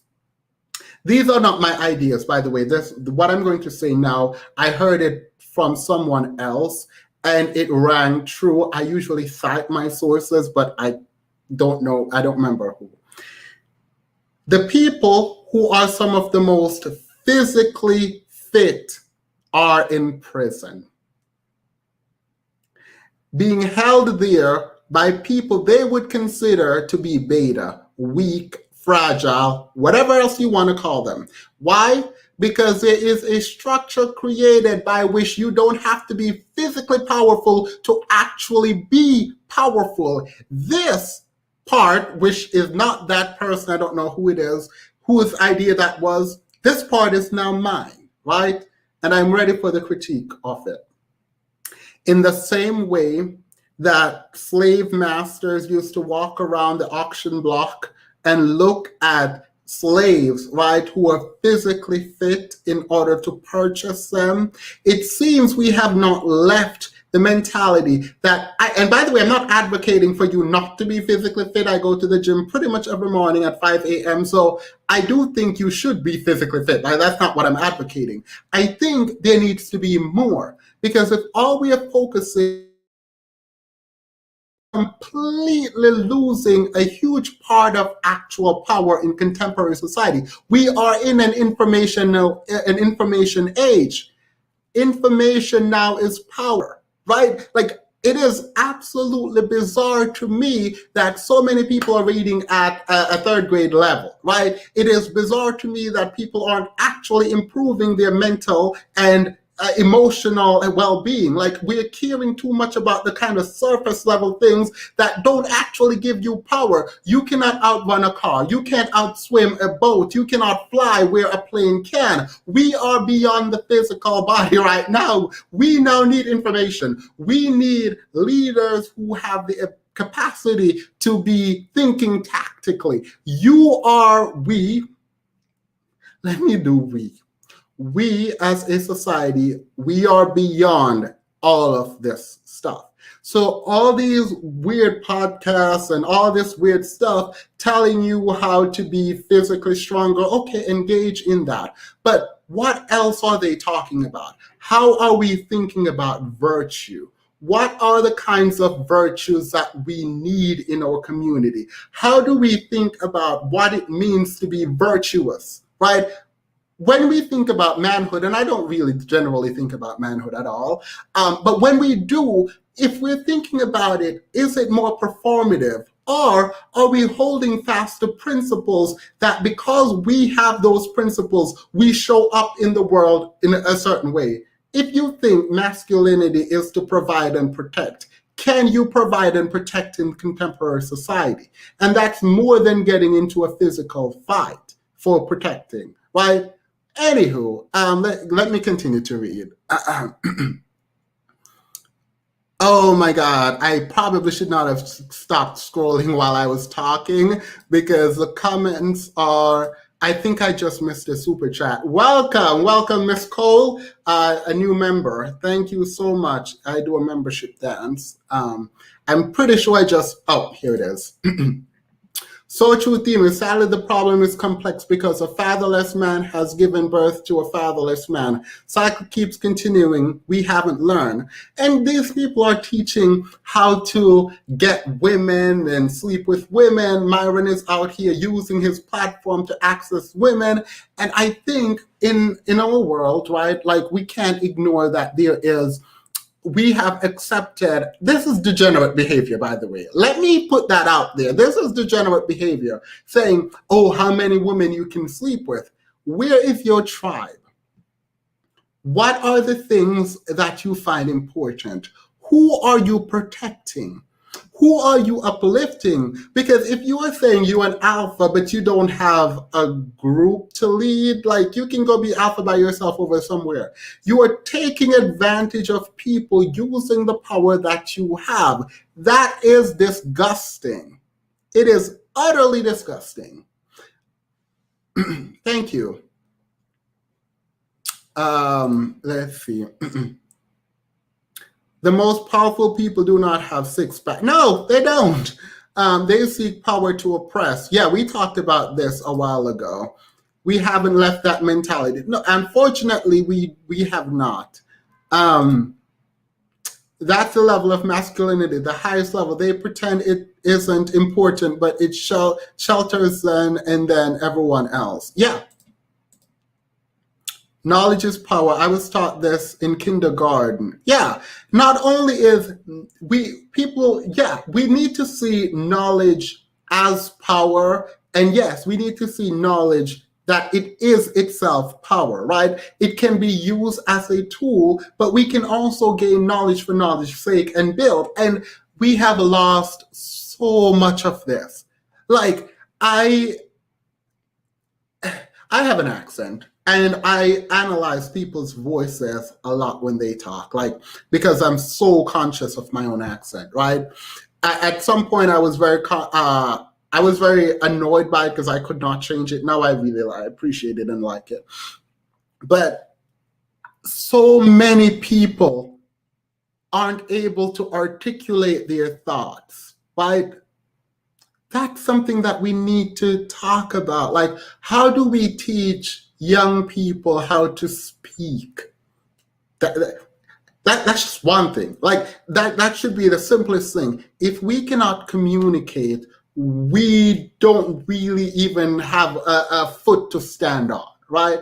And so much of our communication is predicated on pure emotion. And I'm not one of those people who say facts don't care about your feelings. I think feelings matter and they're valid and they're important and we should be able to articulate them. But so much of what we do is predicated on just raw emotion. There's no thought behind it. There is no value really in a lot of conversation because people are just having outbursts, right? And so how do we even change that? How do we attempt to have those conversations? Because again, the issue happening now with Abba and Preach and Fresh and Fit, that's not an isolated incident. Like, we should not be focusing on the conflict and the contradiction there. We should be thinking more generally about what are these people actually doing? Like, how are they either helping or hurting the society? And what can we do about it? Is it a consumer problem? Is it that we, the watchers, crave this and want this? Or is it that they are fundamentally flawed and we're being shoved this kind of stuff? I think it is a very sick symbiotic relationship, a cesspool of negativity that requires all participants involved to not actually want to grow. Right? It requires feeding into the base of, I'm going to say, human existence, right? The need to feel good and not feel pain, right? The not wanting to do that which you need to, the pain of discipline to get to what you need ultimately. You bypass discipline, you bypass work, and you get straight to the instant gratification, right? We get straight to feeling good about something that you did not work for, right? You feel good, and this is a sick mentality, right? You don't like women, and you want to see women humiliated, right? And you want to be better than women. You want to compete with women. Let's do compete. You want to compete with women. Instead of competing, instead of getting the education, and you don't have to go to school, instead of getting the job, right? You don't have to go to work. Instead of getting the business, becoming an entrepreneur, you don't have to do that, right? What you do is you go watch men who trash these women in order for you to feel good about yourself. That is disgusting. You are disturbed. You're not actually doing anything. You're not contributing to society. You are completely useless right now. And that's sad. And even talking that way, I feel bad because I do think a lot of people fundamentally want to change. I do believe a lot of people, most people, want to have other people look at them positively and think about them in ways that makes it's about elevation, right? I do believe this to be true. What I also believe to be true is that a lot of people don't actually want to do the work, right? A lot of people don't want to do the work to get them to where they want to go. So they bypass all of that in an effort to just show up and assume that, okay, everyone is going to praise me. And when they don't get praise, this is how jealousy is born. This is how people become obsessed with other people's success when you could have done. I'm going to tell a story. I'm going to actually tell a story right now. I was an RA. Yes, I was a resident assistant in my undergrad days. When I was in uni, I was a resident assistant. And there were these 4 or 5 guys who, they were rappers. And they came to school. And they were, all right, I'm not going to use descriptors, but let's just say they weren't the most pleasant when I first met them. They still weren't pleasant after a long time. They came up to me, one of them, because I said, hey, everyone, if you ever want me to read an essay for you, help you with your resume, whatever you want, I'm here as a resource. One of them jokingly took me up on the offer, and he wrote a paper for a sociology class, and he gave me the paper to read. He wrote the paper. It's a 3-page paper. I think he said he wrote it in like 3 hours or 2 hours, don't remember. But he just threw it together because he just wanted to waste my time. And I remember I sat there and I was reading his paper and I was like, oh my God, this guy's actually really smart. Like, I'm not going to talk about it too in depth because who knows where he is and if he's watching. And I'm thinking, if he actually tried, like, it took me forever to write papers back then. And I just thought, oh my God, like he was, I think if he cared, he might be one of the better writers in his group, right? I've read other people's work who had all A's. He was barely getting by. I think he probably failed a couple classes, but he was he was an amazing writer. And he did not know that. I remember I talked to him and I was like, hey, I would work on this, and I redlined through it. And I think that was the first time in his life that someone told him that he was good, that he could write, and that if he tried, he could be one of the better writers at the school. We became friends. I don't know how. We weren't actual friends, but he became super respectful. He, by the way, was the leader of the group, so all of the group became super respectful. I don't know what he is doing with his life now.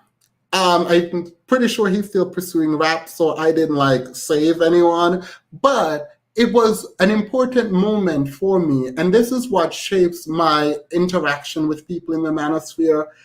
I do think a lot of people are moving on pure bravado. This is what a lot of people know. A lot of these people haven't been told that they were smart and good and important and that they had something of value to contribute to the society. I'm not asking anyone to be sympathetic at all to these people. I'm saying I am because of my own experience. And I don't know that the internet is doing a good job when it comes to giving access to people, giving people access to mentors. I don't think the internet is doing a good job of that. It's not the internet's fault. It's the algorithm, maybe. I don't know. But I do think a lot of these people are troubled. I think that they are fighting themselves and their surroundings, and they don't have answers. And unfortunately, the people who rise to the top are controversial and in some ways really insidious. And these people are getting lost even more so because they're not being told that they can do things that are hard. Instead of saying, you guys need to sit down and buckle up and live life and figure it out, they're being told, oh, it's not your fault. It's women's fault why they're single mothers. Women's business and education don't matter. Education itself does not matter, right? These are the kinds of ideas that are being espoused, right? We don't get images of lawyers that look a certain way, of doctors and teachers and scientists and astronauts. We don't get those image of those profession that looks like us. We don't get to see ourselves reflected that way. And then we just go and we chew on, we metabolize, and we engage with people on the internet that do not have anything but their pockets in mind. And we wonder why it is that we are in the situation that we are in. Fatherlessness has disadvantaged men to lack leadership. It's a bigger pandemic. Therefore, a generation of children are undeveloped. Yeah, completely so. Completely so. I don't know what to do about it. I don't know how to engage with people on the internet and over the internet when other people are more entertaining, right? Because the truth is, a lot of people come on here to get away from their life. A lot of people, men particularly, get on here to see people who they never have access to be dragged, make them feel better about their position, about what they're doing. And it's sad ultimately. It's detrimental to the community, and I don't know what to do about it. I mean, I honestly don't. People don't. It's hard to tell someone, stop having fun and feeling good and go to work. If you had the choice, most people would choose not to. It's the pain of discipline versus the pain of just regret, right? There's a pain of discipline, but ultimately you get something at the end. And then the pain of regret, where you are not disciplined, you are happy in the moment, but then you feel the pain later. And I don't think a lot of people understand those things. Then you infuse the idea that maybe, and for a lot of people who have seen generational trauma, have seen their family suffer, right? There is no guarantee that you're going to be successful. So why engage in that way? Why put in the work when there is no guarantee of success? And I think that's ultimately what is dragging a lot of us down. I think this is a very Republican talking point, so I actually hate using it, but there is a soft bigotry of low expectation. And not only is that something that is viewed, that's not only how Black people particularly are viewed. I think a lot of us view ourselves that way, and that's sad. I was fortunate growing up in a home where literally everything had to be exceptional. I had no other way out. Like, you are going to do well, you can do well. And unfortunately, not everyone gets those kinds of messaging. And when you don't have those kinds of messaging, it is unfortunate, but you don't really get to see your full potential a lot of the time. It takes a strong person to bypass all of those negative ideas and say, yeah, no, I'm good. I'm a good person. I can be exceptional. I think a lot of people are just too far gone sometimes. Unstructured, no discipline, but claim to be leaders is odd. Yeah, no. yeah. Just to make themselves feel better. Yeah. Oh my God, I'm so far behind the chat. I'm going to drop the link. You guys can come on. I'm going to keep it short because I want to get off in time. I'm trying to be disciplined, right? I'm trying to be disciplined and and get off and not prolonging. Some rappers are actually intelligent, not all. Yeah. Actually thought rappers would need to be intelligent to have wordplay, but in this society, absolutely not. We'll never have healthy relationships. TLA is awesome. I just said I was going to drop the link. All right, here's the link. Please come on and we can talk. Someone said preach.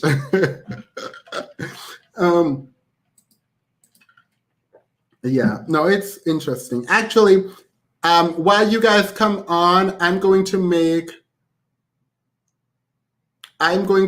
this the after show while you guys come on. So here's the after show in a moment.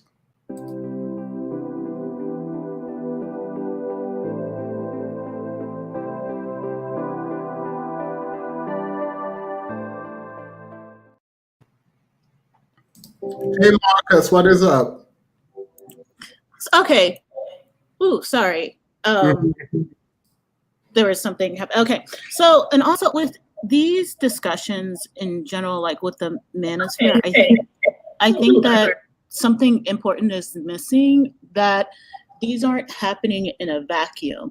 There have been years, there has been a push by the alt-right and really wealthy conservatives to basically target young men and men. You know, I'm sure you've heard about it a couple of years ago with like basically using online activity to target, like if you look at a lot of video game websites and they were using YouTube and stuff. So this is not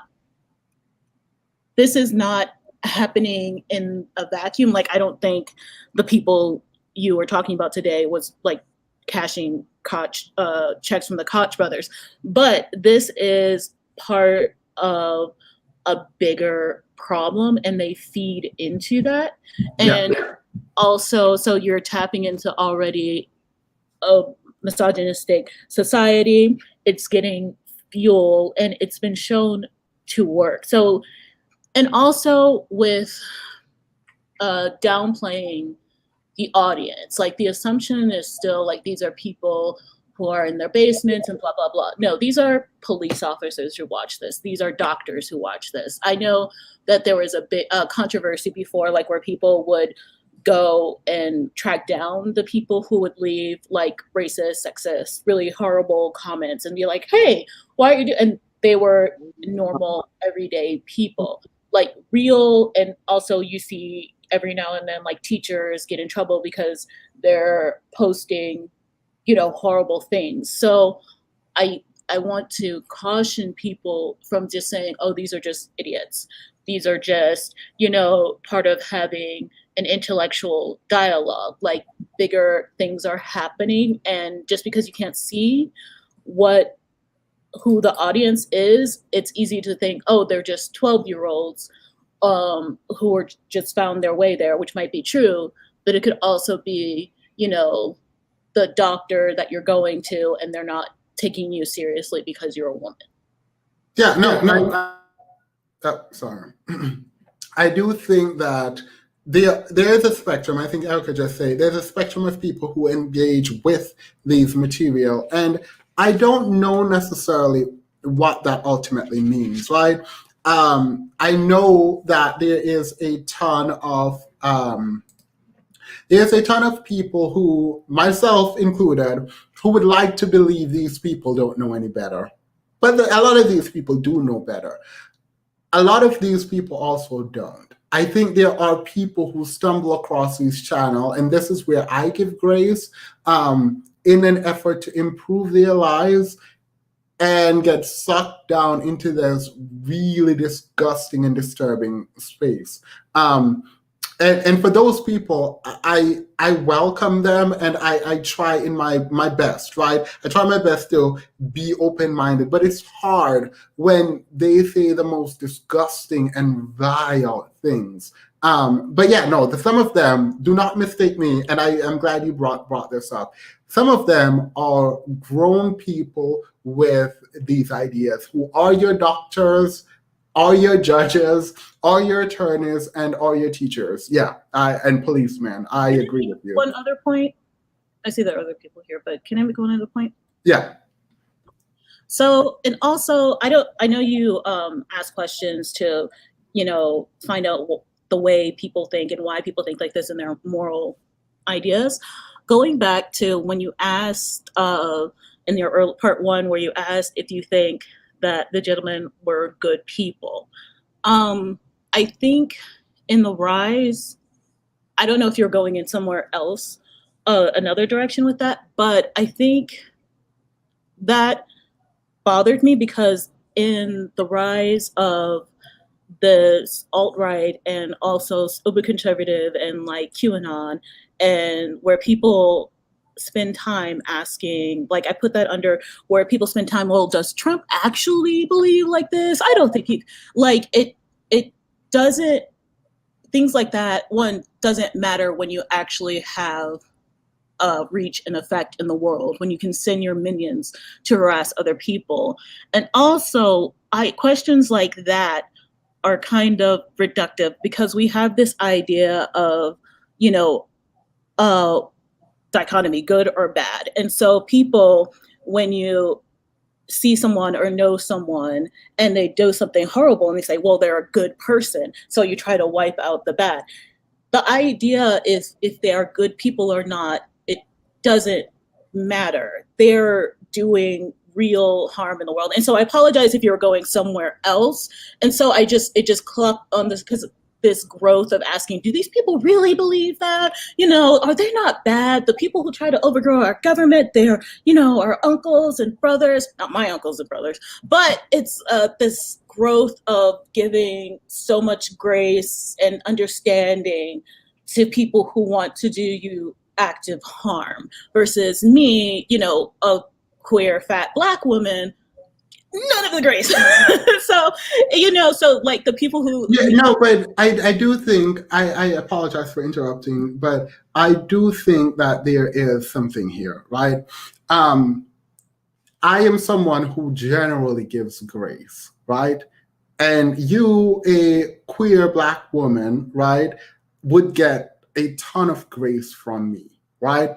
More so than other people would. But I do give other people grace too. But you're saying, you're not speaking about me specifically. You're saying other people don't give grace to you, correct? Yes, and also and also like a growing trend with talking about today's issues. So other people. Yeah, no, I mean, I think that's right. I do, and this is why this platform is very difficult, right? There are people, not you, but there are people who would much rather me yell and drag Black men, for example, for being degenerate, right? I think there is a space for that somewhere. It's not here. When I think about people being good and their behavior, I do draw a distinction. Now, that distinction can become meaningless if the ultimate impact of what they're doing is fundamentally bad, particularly if they know, right? It doesn't matter if Trump is good or bad, if he's racist, if he does ignite racism and he does benefit on the backs of racism, right? It could be a theoretical and academic discussion, ultimately, if we can separate him being racist or not from his action, which are overtly, in some cases, racist. I do draw the distinction.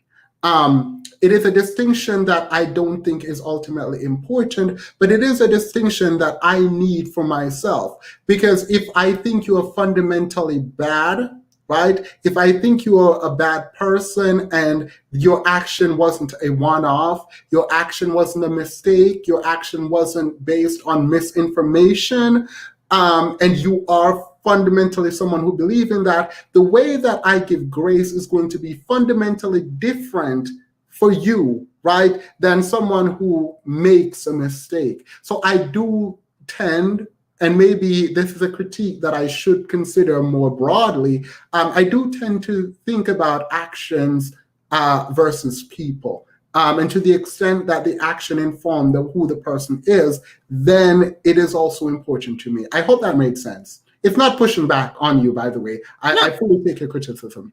No, thank you for explaining and recognize there are also like a bigger issue. Yeah, I understand. Yeah. Thank you. I appreciate that. And by the way, people who are who have disagreements, like I am not the one who's gonna say get off my panel. Marcus said nothing wrong. I absolutely adore the conversation. All right.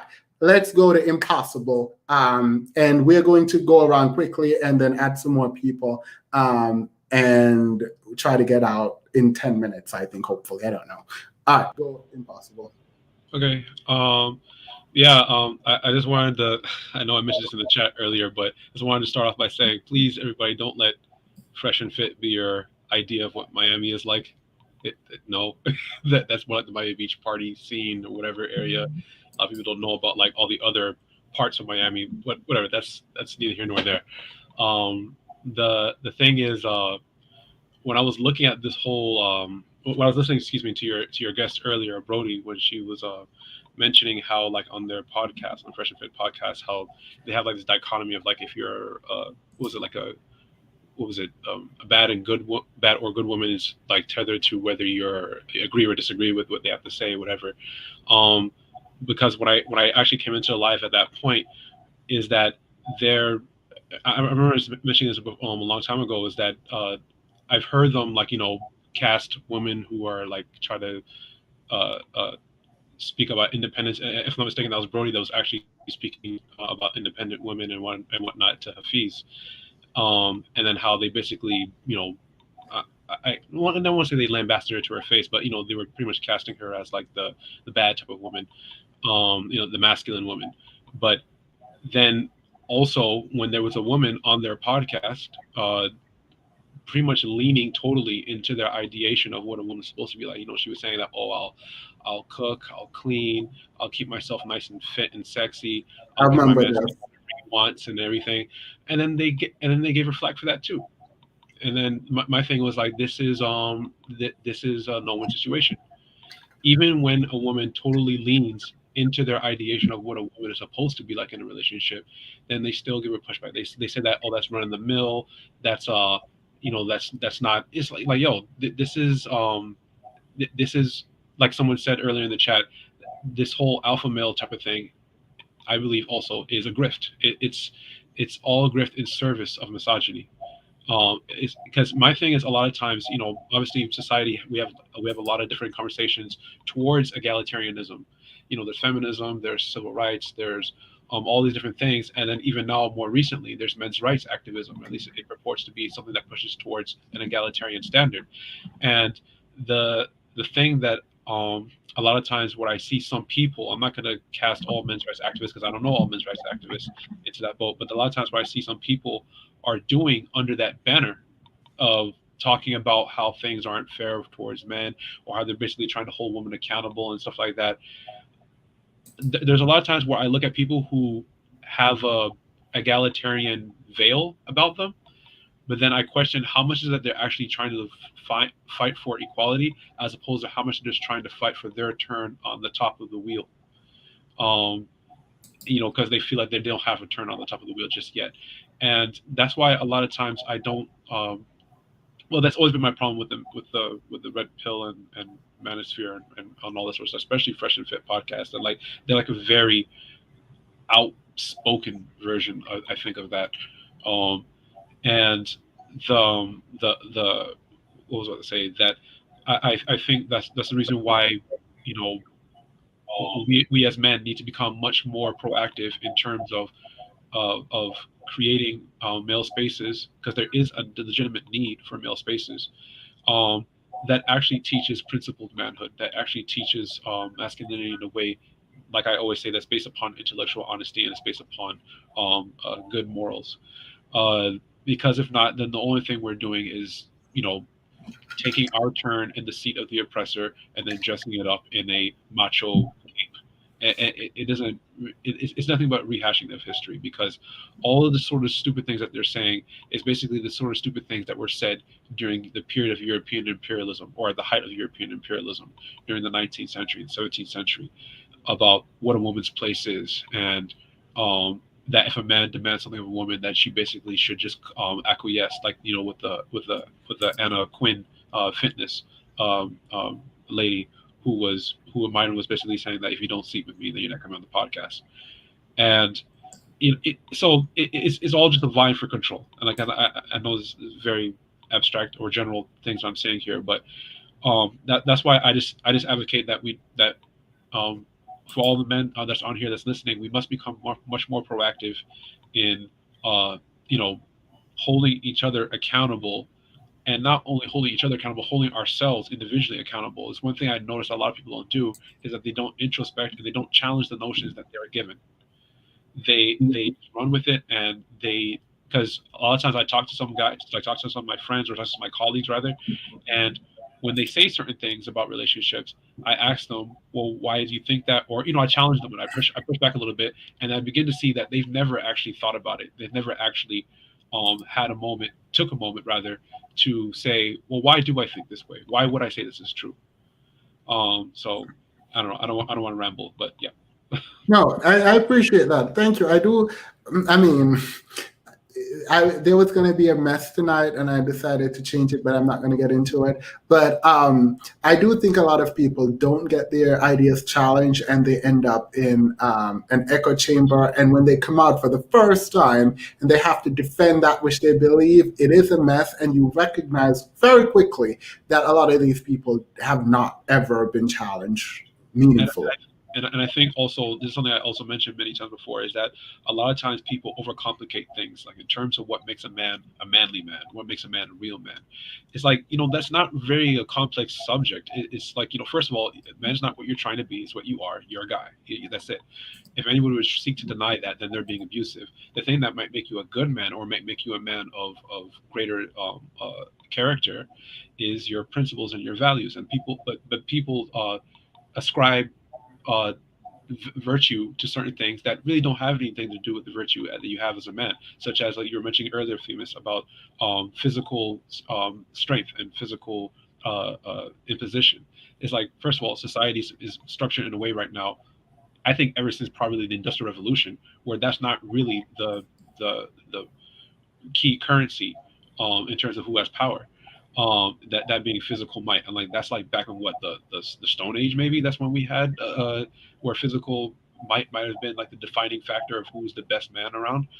The thing is though, and it's something I also mentioned in the chat, is that people meet, and as far as the physical fitness thing is concerned, people need to um, encourage physical fitness strictly on the merits of health, rather than on the merits of sex appeal or of some sort of quantification of manliness. So I mean, I don't completely agree with that point. I do think physical aesthetics, if you want it, it's completely. I should have said principally. Yeah. Not strictly, but principally on the merits of health. Because then this is another subject altogether, but people then begin to get lost in terms of comparing themselves to others, of judging themselves based on their physical appearance or physical ability. But the thing is, people need to be principally concerned about their physical health, and then this is also a matter of the ideologies that we ascribe to. We need to have ideologies that we principally value upon their emotional and psychological health and what they offer, rather than how much they feed our egos. So, like I said, I could ramble on, but I think it's just like some general linchpins of where we need to be, is that we need to have a structure, a model of who we want to be, based upon what is just pragmatically and what is substantively healthy for our being as humans. Yes. All right. So we're gonna do it quicker. I apologize because I was trying to get I cannot believe it has been 2 hours and 10 minutes. I'm supposed to be off in 2 hours. No, this is happening. This keeps happening. All right, Ty, go ahead. Can you hear me? Because you're kind of borking a little bit. Yeah, I can hear you. Okay, it must be me. What was I gonna say? As someone that comes from watching manosphere content and stuff like that, I agree with you. There are some people in the comment section that get off on seeing women get, I guess, told or whatever, or feel that their views are being said in a way that isn't necessarily dismissed, and don't put in the work, which to me is counterproductive, because even with the men that you say come to mind, even though they don't say it all the time, they periodically say in some way, shape, or form, if you're not putting in the work, if you're not working on your purpose, whether that's getting education, if you don't want to go to college, going to trade school, things like that, working on like a skill that you have or something like that, you don't really have a reason to complain about women and things like that. So I wish more people, at least I would say the loudest in the room, which would be the people in the comment section, people on social media, things like that, that people with the salacious headlines or clickbait titles on their things, could stop, because it does kind of drown out the overarching message of being the best person you can be. I do recommend a video for you though. Mediocre Tutorials and Reviews a few months ago did a video, said the 5 things I don't like about the red pill community. I don't know if you ever watched it, but I suggest you watch it, because I think he addresses some of the points that you brought up about staying in an echo chamber, diversifying what you listen to, because some people get stuck in the algorithm, because YouTube is a business for some, and the algorithm says these videos are popular, so I'm gonna keep doing these even if I want to do something else, which I think they shouldn't be scared to do anything else, because if your audience is rocking with you for your content, they'll rock with you completely. Like, I put in Anton Daniels as an example, someone that I follow. He's a rich, snobbish millionaire who is a C student from a community college. Do I agree with everything he says? No. But I do like his approach, and I respect where he comes from. And he does show his life, and he does show how he got there to help people. So hopefully people that watch this content will diversify who they watch, whether it's in the manosphere or spread out, because I watch Abhorrent Preach. I don't really watch Fresh and Fit like that, but I know their clips. I might watch them if they collab with people. But I also watch some stuff in the pink pill community because even though I don't necessarily agree with everything they say, it's a point of view. And there's nuanced conversations. And I can pick from all of it in some way, shape, or form. So yeah. Thank you. Please send me I put my email at the bottom. I'm going to remove it now, but please send me the video that you recommend and I will definitely watch it. Thank you. I won't be responding. Financial baby steps. How are you? Hi, Phoenix. How are you? Doing well. Doing well. What do you have for us? Okay, so I'll make it very quick. I think you were asking, why don't these guys teach their followers how to be high value men so that, you know, and because they're leveraging that for their advantage. I think that's one reason, but I think the other reason is because I don't want to be like offensive. So I'm not talking specifically to like the fit and fresh guys or just whoever they are. It's possible that they don't know because a lot of these guys seem to have gained their financial success from YouTube or like other social media platforms, which is fine, but maybe they should be teaching that, like how to be successful using YouTube. And you're still high value, I guess, since their definition is based on money, right? So then you can still be successful, like using social media. But it seems like the only person I've seen doing that, like in the manosphere area, is the only guy that's actually like he's an attorney in real life. Is the lead attorney. He actually does like how much he makes on YouTube and how to like, you know, make money on YouTube and things like that, which is funny because he's actually is a real life attorney, but and that's what they should be doing, I think. That like because they're more successful at that. But you know what I mean? So anyway, and I was so I agree with you. By the way, I wanted to respond quickly to part of that. I did a video the other day, and it was someone, I'm not going to say who, because this is kind of pejorative. He was talking about how he was broke in his mother's house, and everything was bad, and people didn't want to talk to him about their problems, and people treated him poorly until his YouTube podcast started getting really well reviewed in a year. And the thing is YouTube is telling people how to be better men and be successful. So I was very confused how you are teaching people to be successful and you couldn't do it until you got sort of promoted teaching people to be successful. I don't know. I'm not going to say who it is because it's a very popular YouTuber. It was a mess.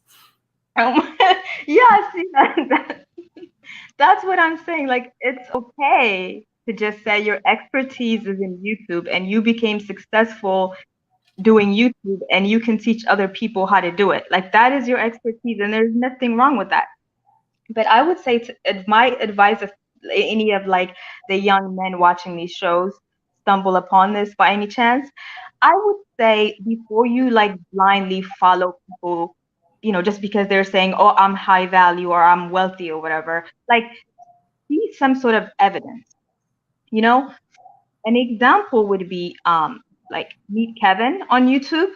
I don't know if you ever watched the show called Millennial Money, but it's like they, you know, watch young people's money and things like that. So Meet Kevin is a YouTuber, but really he's a real estate investor in real life. That is like how he started his channel. That's what he did in life. And then he started a YouTube channel and now he makes way more money doing YouTube than he does in real estate. Like I think in real estate, he makes maybe like 20,000 a month.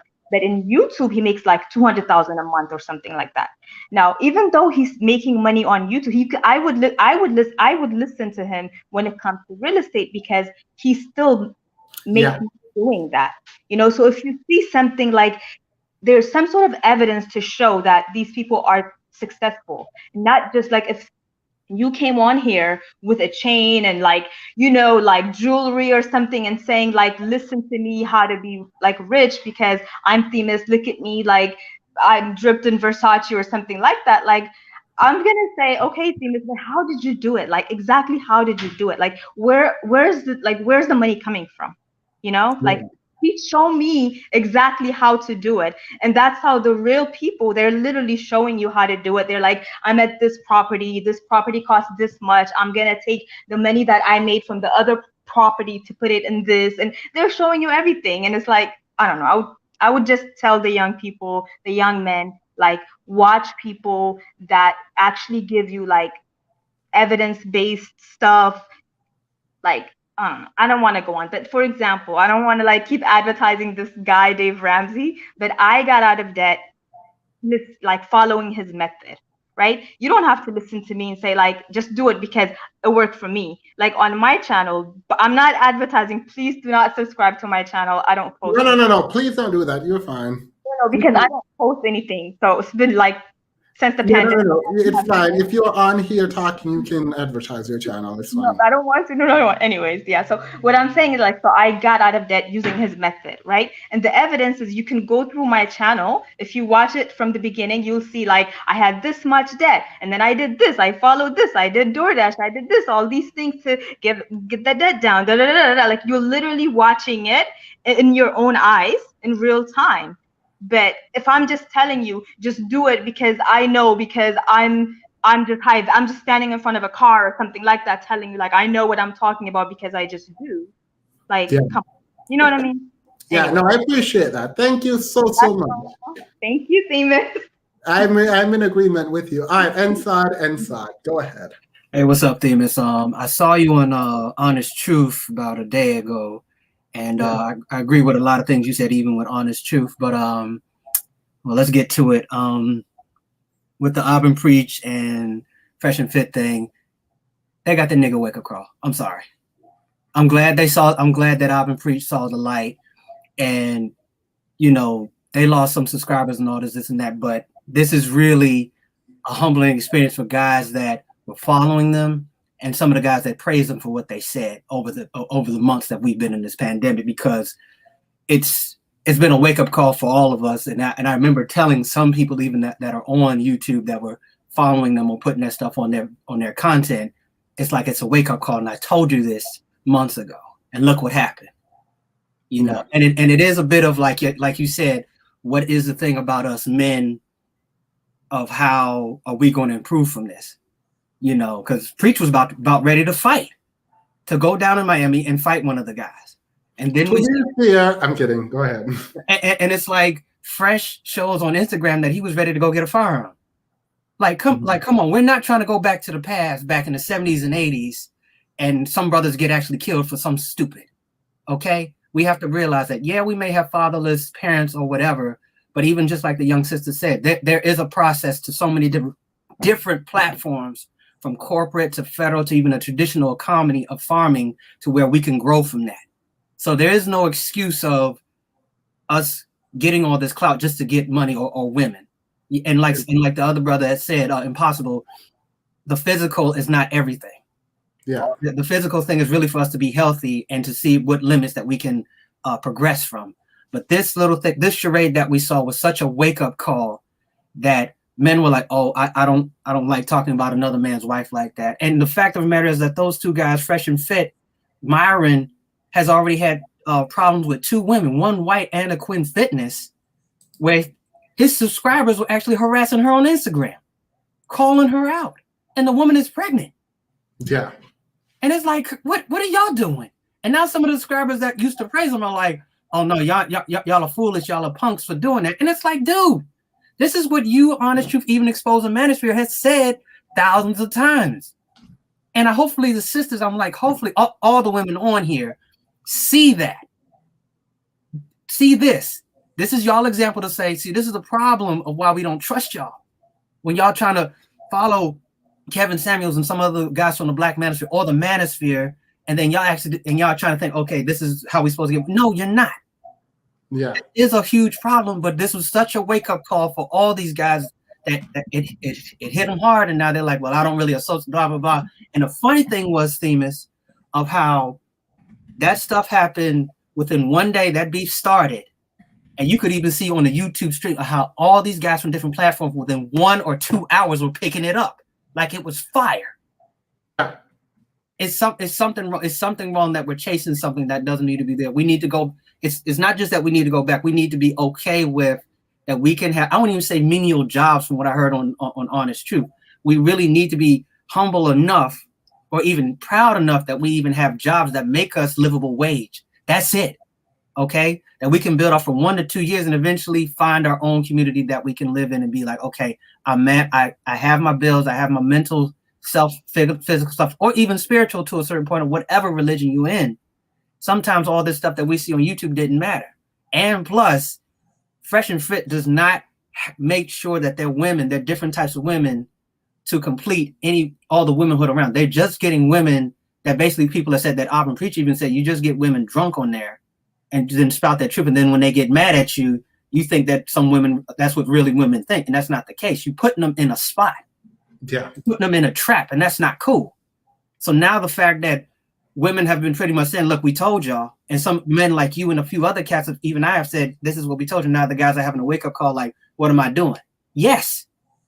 This is what we've been trying to tell y'all, from us to not follow this manosphere stuff or this men's rights stuff or incel stuff, to where it's like, look, this is detrimental. This is not real world stuff.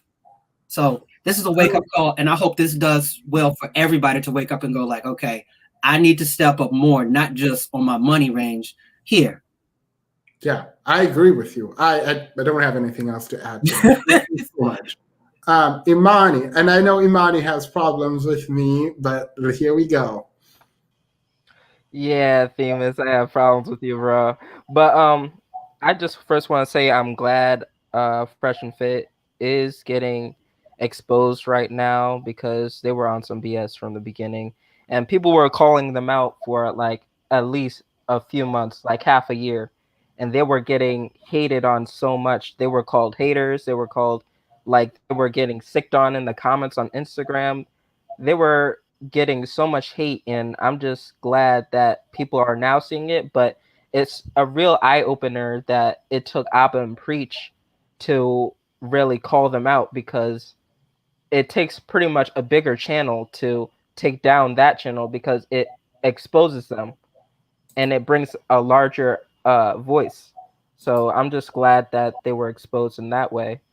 But yeah, I was also, like I said, I'm glad Honest Truth talked about it, but I just didn't like that, because it was just like, he's pretty much no better than Fresh and Fit, I believe. He uses a lot of anecdotes that they also use, and pretty much he also like uses emotion to his base to like pretty much fund his own thing. So it's kind of like I kind of don't trust Honest Truth in that way as well, because he kind of uses the same tactics, and I'm just like, bro, like I can't really take you seriously if you're using it just for the opposite team. Like, you're saying, oh, I hate the manosphere, but you're saying, oh, but black men, you're completely useless in that way. And it's kind of like you're using the same hate tactics, and I don't respect that. And also, I think he blocked me because I said that. But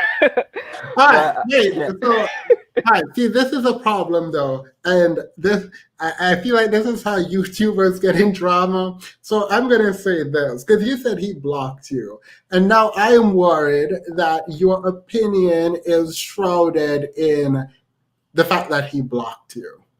Yeah, I think that it did tick me off, but also, like, it's his platform. He could do what he wants. But overall, I think that, like, his points just mirror the manosphere too much. Like, for example, I think the live stream he did before. Imani, can you wait 1 minute? I'm going to come right back to you, because we can have this discussion next, you and I only. So let's move on and then come back. All right. I think it is Nina and then Ania, I think it's Ania. Hopefully I said that right. All right, let's go with Nina first. Hello? Can you Yep. hear me? Yep. Hi. Really quickly, just want to say hi, Themis. How are you? Doing well. How are you?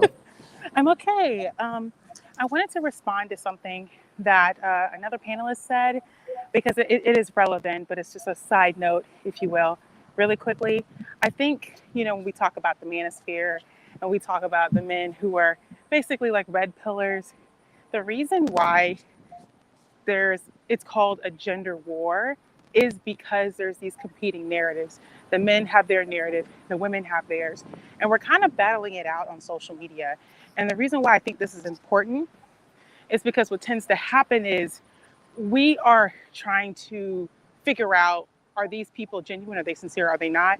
That was the question that was asked. And I think you and another panelist were going back and forth about whether or not that's required, whether it's necessary, whether it's relevant. I think it is, because the reality is, Themis, you're having these conversations and you're hosting this on your platform because you do have the mindset that at the end of the day, humans are good people, and that yes, there may be people who may be misled by radicalized ideas and ideologies, but fundamentally there is room for rationality, there's room for discussion, there's room to re-educate and enlighten people on why their narrative may be flawed or why their narrative needs a little bit of work.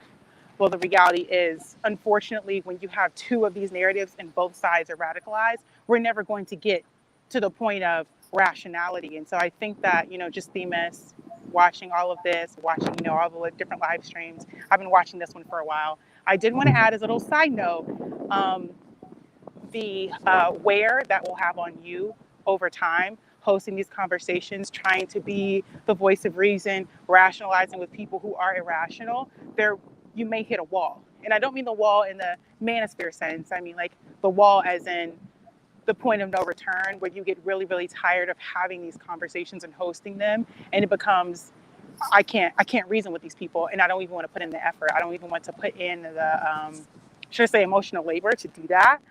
And I think that's important when we have these conversations, is because these men who are in the manosphere, and I guess like the femcel equivalent, these people, when their narratives are disproven, when situations like this with Ava and Preach come out, and it's like, oh, okay, well, I guess the narrative needs some work. I guess, maybe we don't have all the answers. They're going to turn somewhere.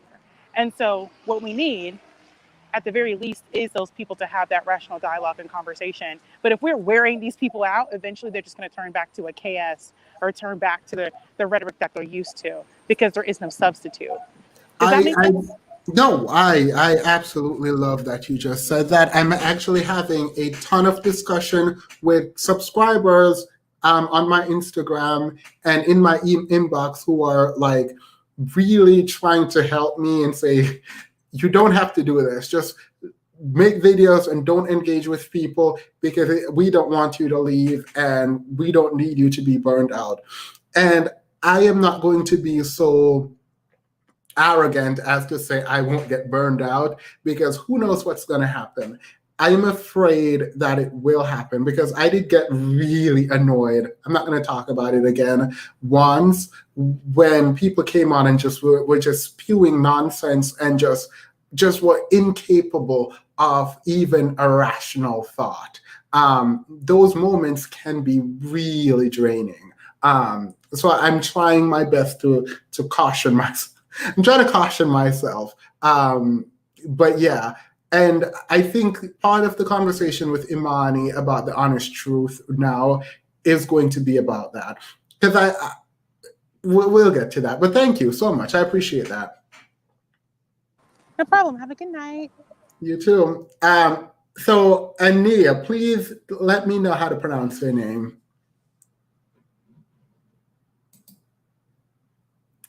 Are you there? You're on mute. Do it. Hello? Yeah. Hello? Yeah. Hi, it's Anaya. Anaya, thank you. How are you? I'm doing well. I can pronounce names. You are so funny. It's fine. I'm gonna say something a little different. I know you said you had to go, so I'm not gonna hold you up too long, but it's something about you that I think that you hearing this, you will accept me saying this differently than other people will, but I can prove what I'm saying is right. But what I'm trying to say is, there is a corruption that hides in masculinity, and men are more vulnerable to it because femininity is a counteractive to this corruption. And basically were supposed to be taught how to tap into that divine feminine energy in order to not be led astray by this corruption. Like, that's why it was a mandatory for a king to have a queen back in the day, because early on they had the truth of what the universe was. I think that God is a woman, and I think that the early men made these books of religion to take the power away from the woman, because the woman wasn't even allowed to contribute to these books. So how can we honestly trust them anyway? But what I'm saying is, I actually I talk to my ancestors and I talk to the universe all the time, and it's telling me right now, it's warning me right now. It's very dire. And what I honestly wanted to talk to you separately and alone, but I guess I could say it in front of everybody. But yeah, this is basically what I'm trying to say. There is something out there that basically wants humanity, and humanity feeds it in a unique way. It's basically it has tainted humanity. It has polluted all of us. It's terraforming us. It's basically turning us all masculine for it could devour us. There is something that wants us to choose violence. There is something that wants us to choose dominating, to choose to hurt each other, to choose to war. Like, you see what's going on in Afghanistan, right? Yeah. Oh. Yeah, I believe that the job of a woman back in the day was to keep herself pure and to keep men pure. That's what a woman brings to the table. Nobody never talks about what a woman brings to the table, but it's divine energy to the comment. It's a divine energy. That's how I know God is a woman, because if God was a man, then men would be a reflection of him. And hell no, they are not. Everything beautiful, men seek to defile it. They seek to pollute it. They seek to soil it. When they see something beautiful, they want to stick their penis in it. They do. They actually, I'm sorry. I'm just saying, I'm not saying that men are bad. I'm just saying that there's something. Yeah, look at the state of the world. Exactly. Look at the state of the world. But men have a woman inside of them too. Men don't have just a man inside of them. They have access to the divine feminine energy as well. They have a king and a queen inside of them as well. Everyone does. But they are not taught in this society to use that queen to strengthen their king. So I know I'm right, because you could tell that men that are kinder, that respect women, are more gentler, they're kinder, they're more loving, they're better people. They're better people. They're tapping into that divine energy. They respect that. That's why gay men are usually even better people than usually straight men sometimes. I know that sounds bad, but everybody that's less masculine are usually the ones that don't seek to dominate. They don't seek to crave power, but everybody now is tainted. It's making everyone masculine, even women. It's making everyone perverted. It's turning us into a dark food for it. You remember like The Fifth Element? You remember the movie The Fifth Element? Yeah. You remember that thing, that planet that was out there that wanted humanity, and Lilu, the only thing that she could do was fight against it was with love. She had to use she basically had all the good qualities of humanity. They had a system with the aliens. I think that we can't see how we're infected, and aliens can see that and they stay away from us because they are out there. They see that we look normal to me and you, but I bet you we look like a venom suit to aliens. I bet you we look corrupted. We look disgusting. We look and things that come in contact with us will get infected, because I noticed that when I commune with the universe, I get that urgent message and she talks through me. And then when I go out into the world and I start dealing with money, and I start dealing with rent, and I start dealing with men, and I start dealing with women, I start dealing with gay people, I start dealing with babies, I start playing the game all over again. And I forget what the universe was saying to me.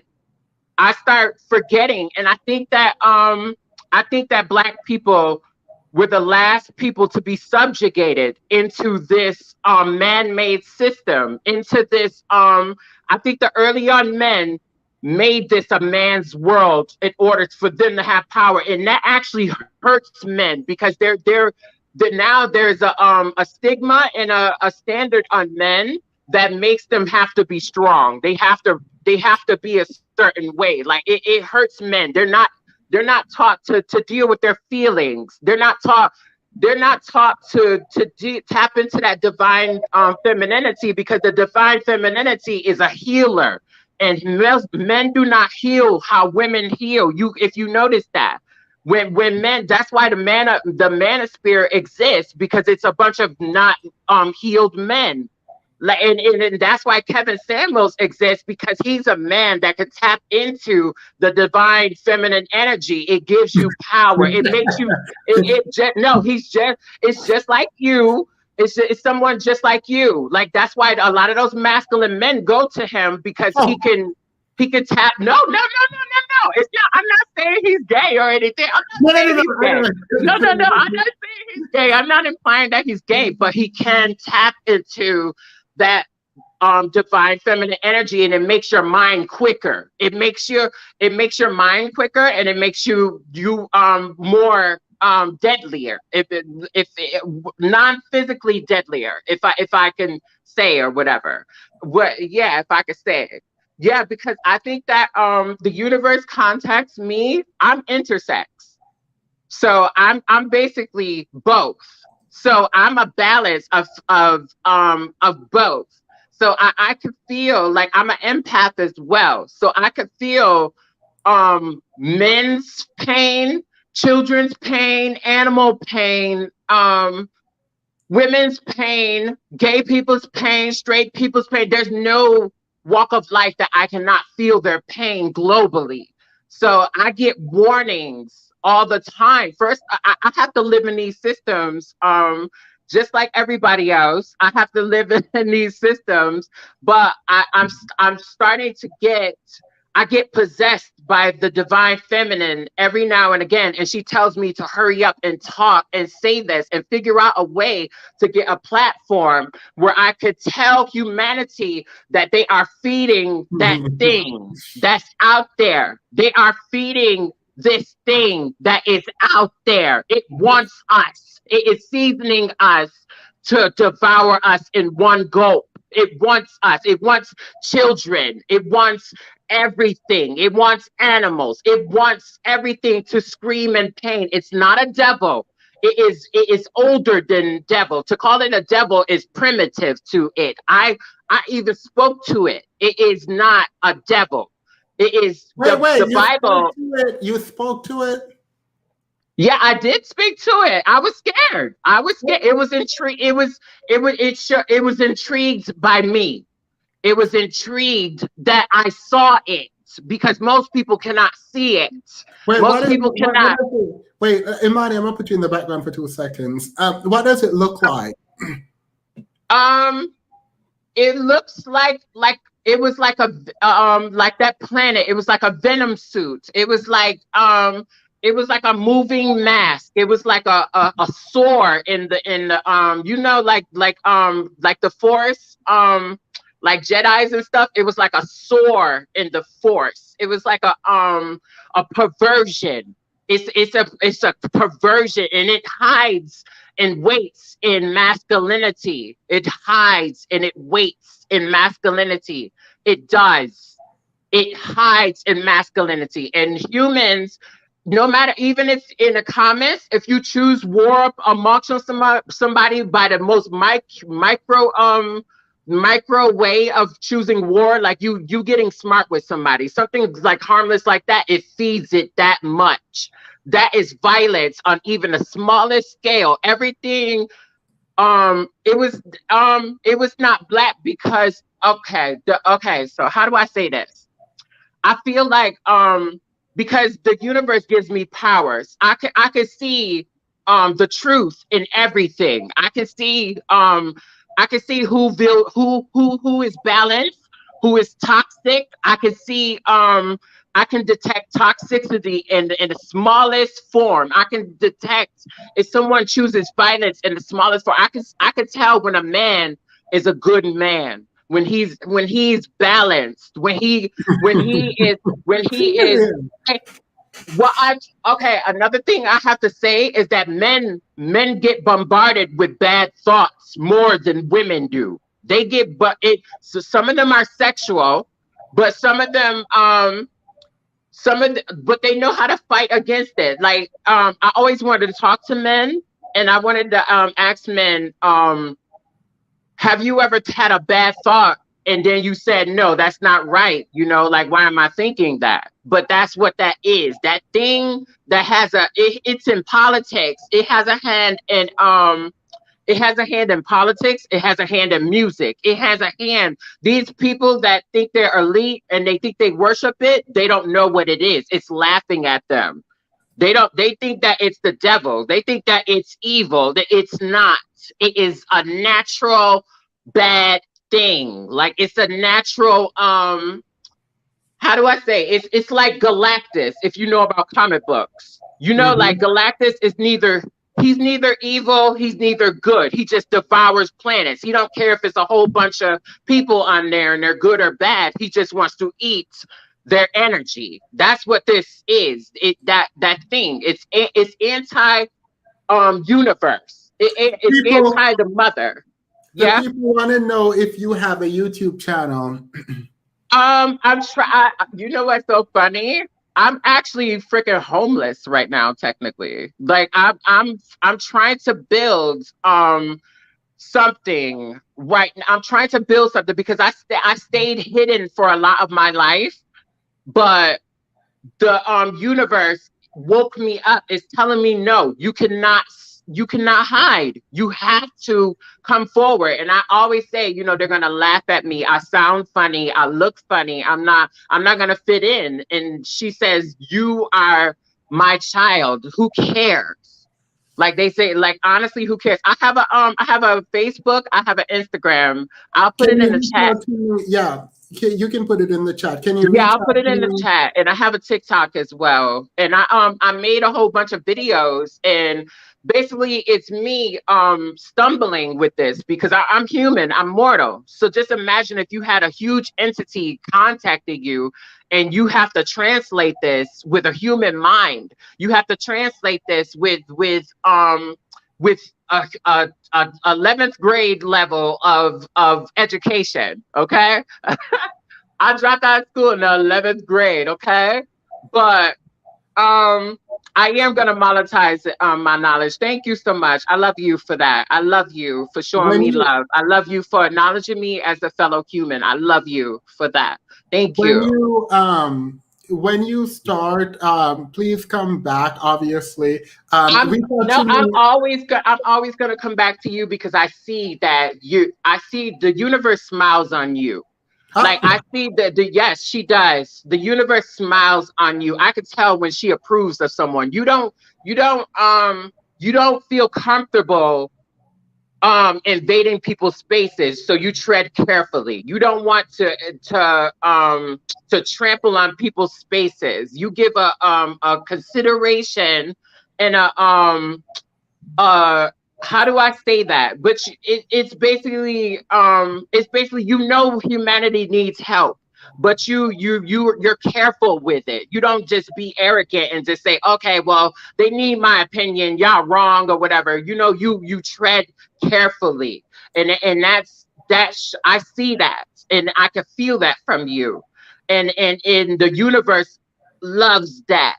Like it wants people to be it wants families, it wants heterosexual people, it wants gay people too. It don't all these every time a woman cries out, every time children cry out, every time a man cries out, it cries too.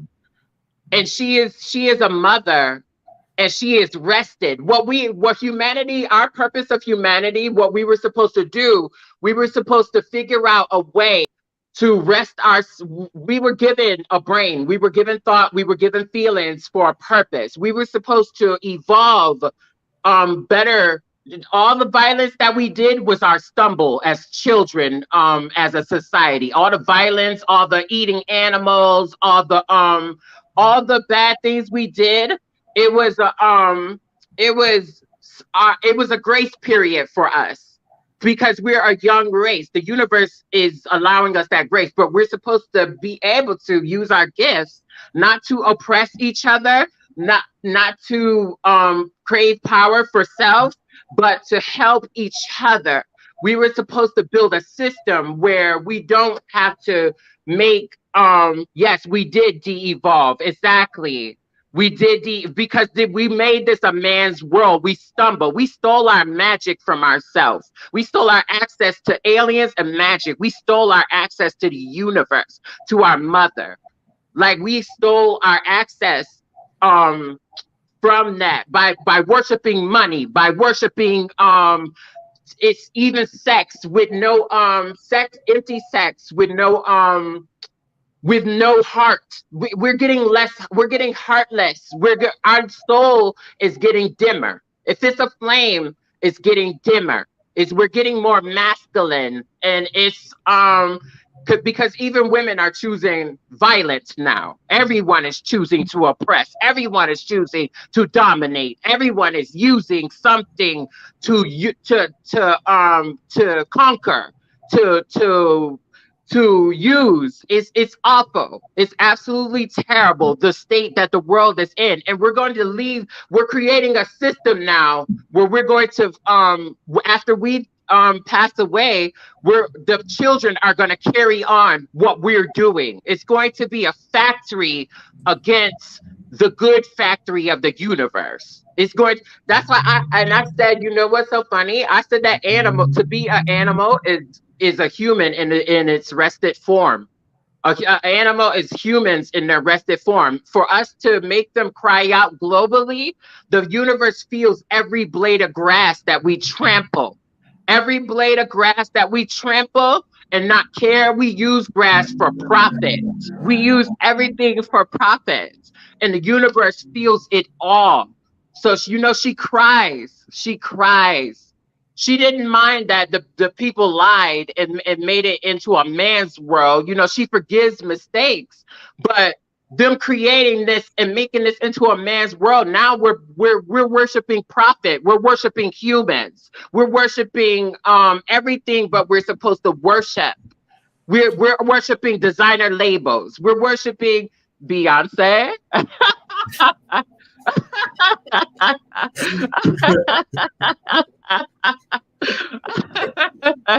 Now you coming for Beyonce on Beyonce's internet.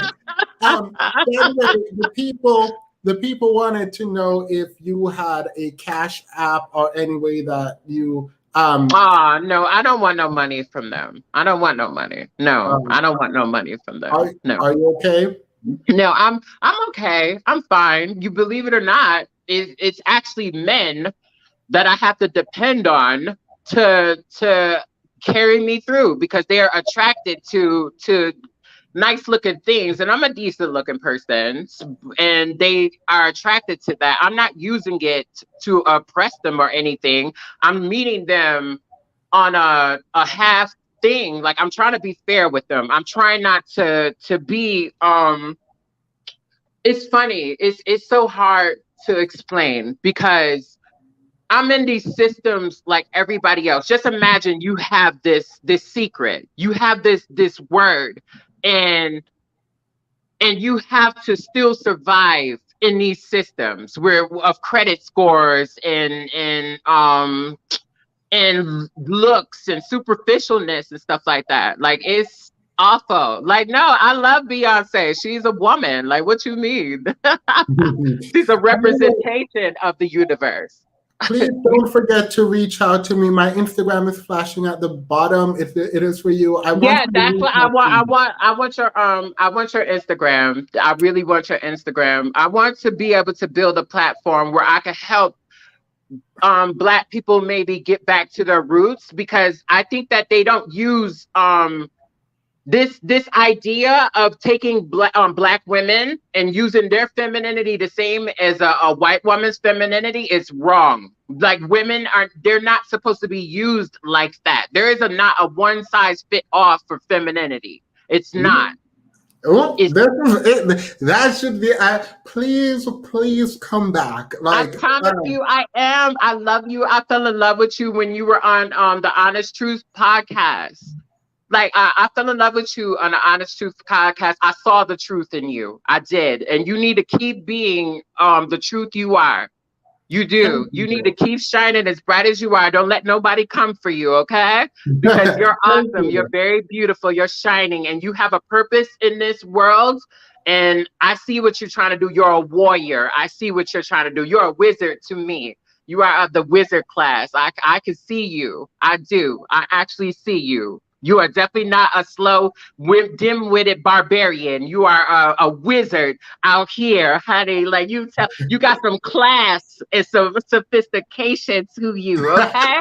I appreciate that. I will not hide away from compliments. I can see, no, I can say, yeah, I'm complimenting your soul, baby, okay? I'm complimenting your soul. I can see souls. You add value to this world. And I'm so proud of you. The universe is proud of you. It does. For you to go this far in a man's world and not choose violence in this world and not seek to oppress and stuff, it says something about your strength, because we all can do that.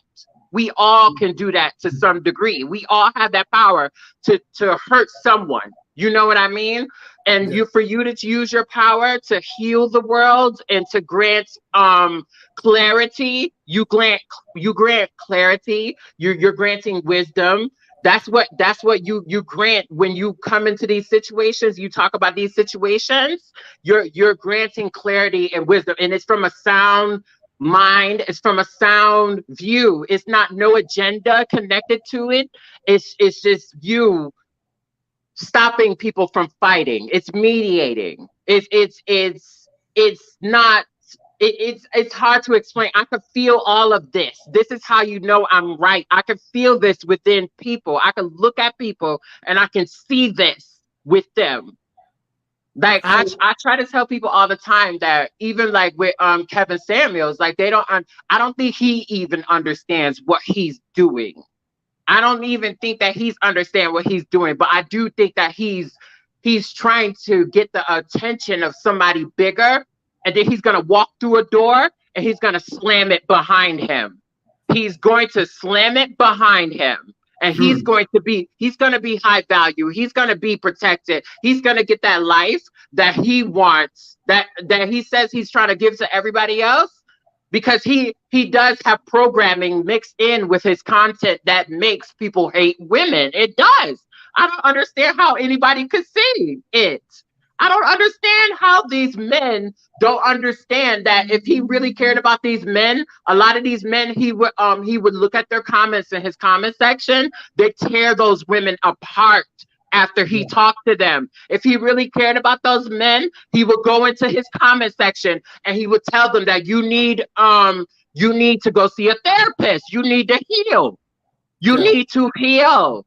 He's not healed himself. He's not healed himself. He's basically putting himself in a position where he could get revenge on everybody that doubted him, everybody that said he was gay, everybody that picked on him, everybody that, like, he's putting himself in that position, and nobody else could see that. Nobody else could see that. I don't know. I don't get it. Tim is about to tell all his haters that an oracle told him the universe smiles on him. Absolutely. That's right. That's right. That's right. You more high value than all of them because you bring value. You bring high value. How high value is kindness. High value is peace. High value is love. It's compassion. It's empathy. That's high value. That is what we should treasure in this world. That is what love is. High value. Any violence on any type of form, any type of way, that is primitive. That is low value. It's not good. It's not. It is not. You bring high value. I would trust you to teach more than I would trust those other dudes. I wouldn't even trust them to teach children. I would trust you over them because they're leading a child to Jordans. They're leading a child to likes. They're leading a child to Instagram models. They're leading a child. We're creating a world. Even if you want to talk about Kevin Samuels, he's leading us into numbers. He's leading us into superficial things. How much you make? How big are you? How good are your looks? He's taking the magic out of connecting as humans. He's distilling that. So technically, he's pushing us into the system more than ever. He is. He's pushing us into the system, and so is Fresh and Fit. I see something good in Abba and Preach, I see something good in them. I'm not gonna lie. I think that certain people can be redeemed I do. I don't believe in throwing. You said what? Can you give the people your in Instagram, whatever social media you want? Yeah. No, after I hang up, I'm going to leave it in the chat for you guys. I love you guys. I welcome you guys to be my friends. You said what? If you want, you can say it here because I'm planning to cut this segment and post it as a standalone. Okay, but what I'm gonna do, because underscores and all that, so I'm gonna leave it in your comments on this video after you post it. Okay, I'm gonna say I'm gonna say everybody, hey, it's me from the chat. You're gonna know those lips. You're gonna know those lips. That's my real picture. That is my real picture. So you're gonna know those lips from anywhere. So I'm gonna post it in the chat. I know I'm just poking a little fun at myself, but yeah. Yeah, no, I need the world to know that I've been chosen, and so I'm gonna cut that segment and put it up. Joking aside, I do appreciate this, and not just you, all the kind words in the chat. By the way, just personal disclosure, I have been having a rough week because some really good things happened in my actual life, but it means I had a ton more responsibility. And even though it's great, I wasn't looking forward to what happened. It's a great thing, but it means a ton of responsibility. So coming on and seeing all these sort of great things in the comments and hearing your words of encouragement, it does mean a lot, a tremendous amount to me. So I don't know how to thank you guys, but I do appreciate it because there's a lot going on and good things, all great, but just a lot of responsibility, and I was not looking forward to that. So I appreciate that. Thank you. I looked at what's happening in Afghanistan right now, and it hurts me so bad. It hurts me to the core to see men, women, and children harmed and hurt like that because those men were not taught to be kind, because those men were not taught the value of life. It hurts me. It honestly hurts me that I can't do anything to help. That's why I want a platform for I could be able to help. I don't want no power for myself. Like, but even even when it comes to Black people, people take advantage of us. They do. They take advantage of our position at the bottom. They use us for things. Just imagine if somebody gave you $100 million or me $100 million, what would happen to Black people?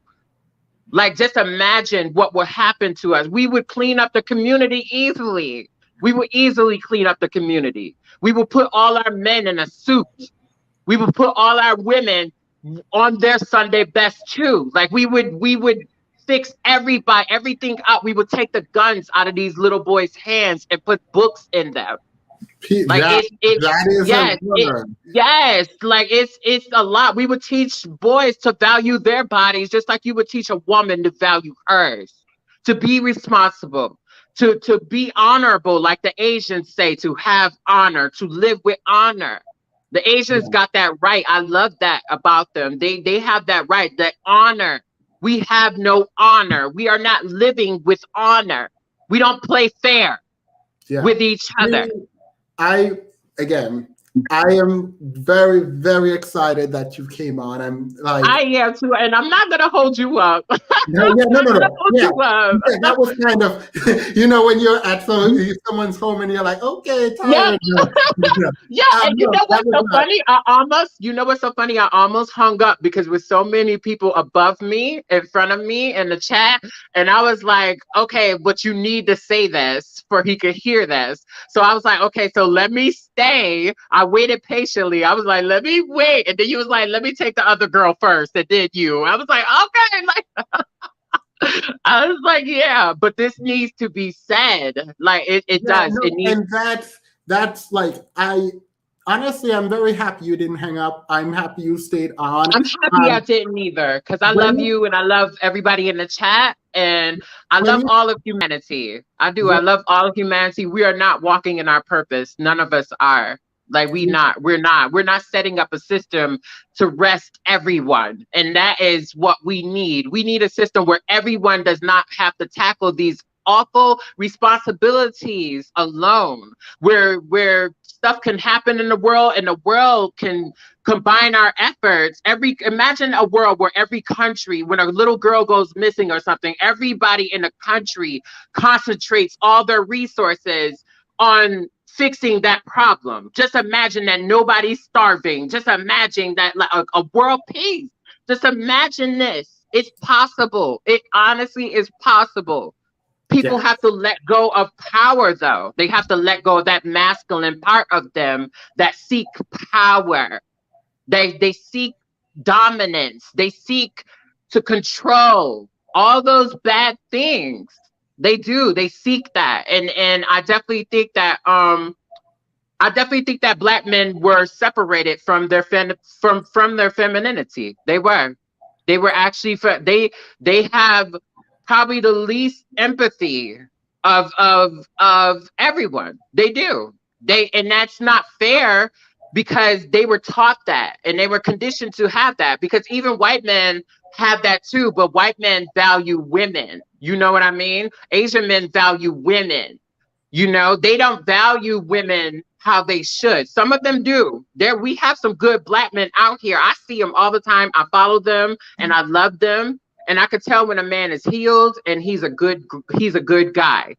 And the universe smiles on that. She likes healed heterosexual men.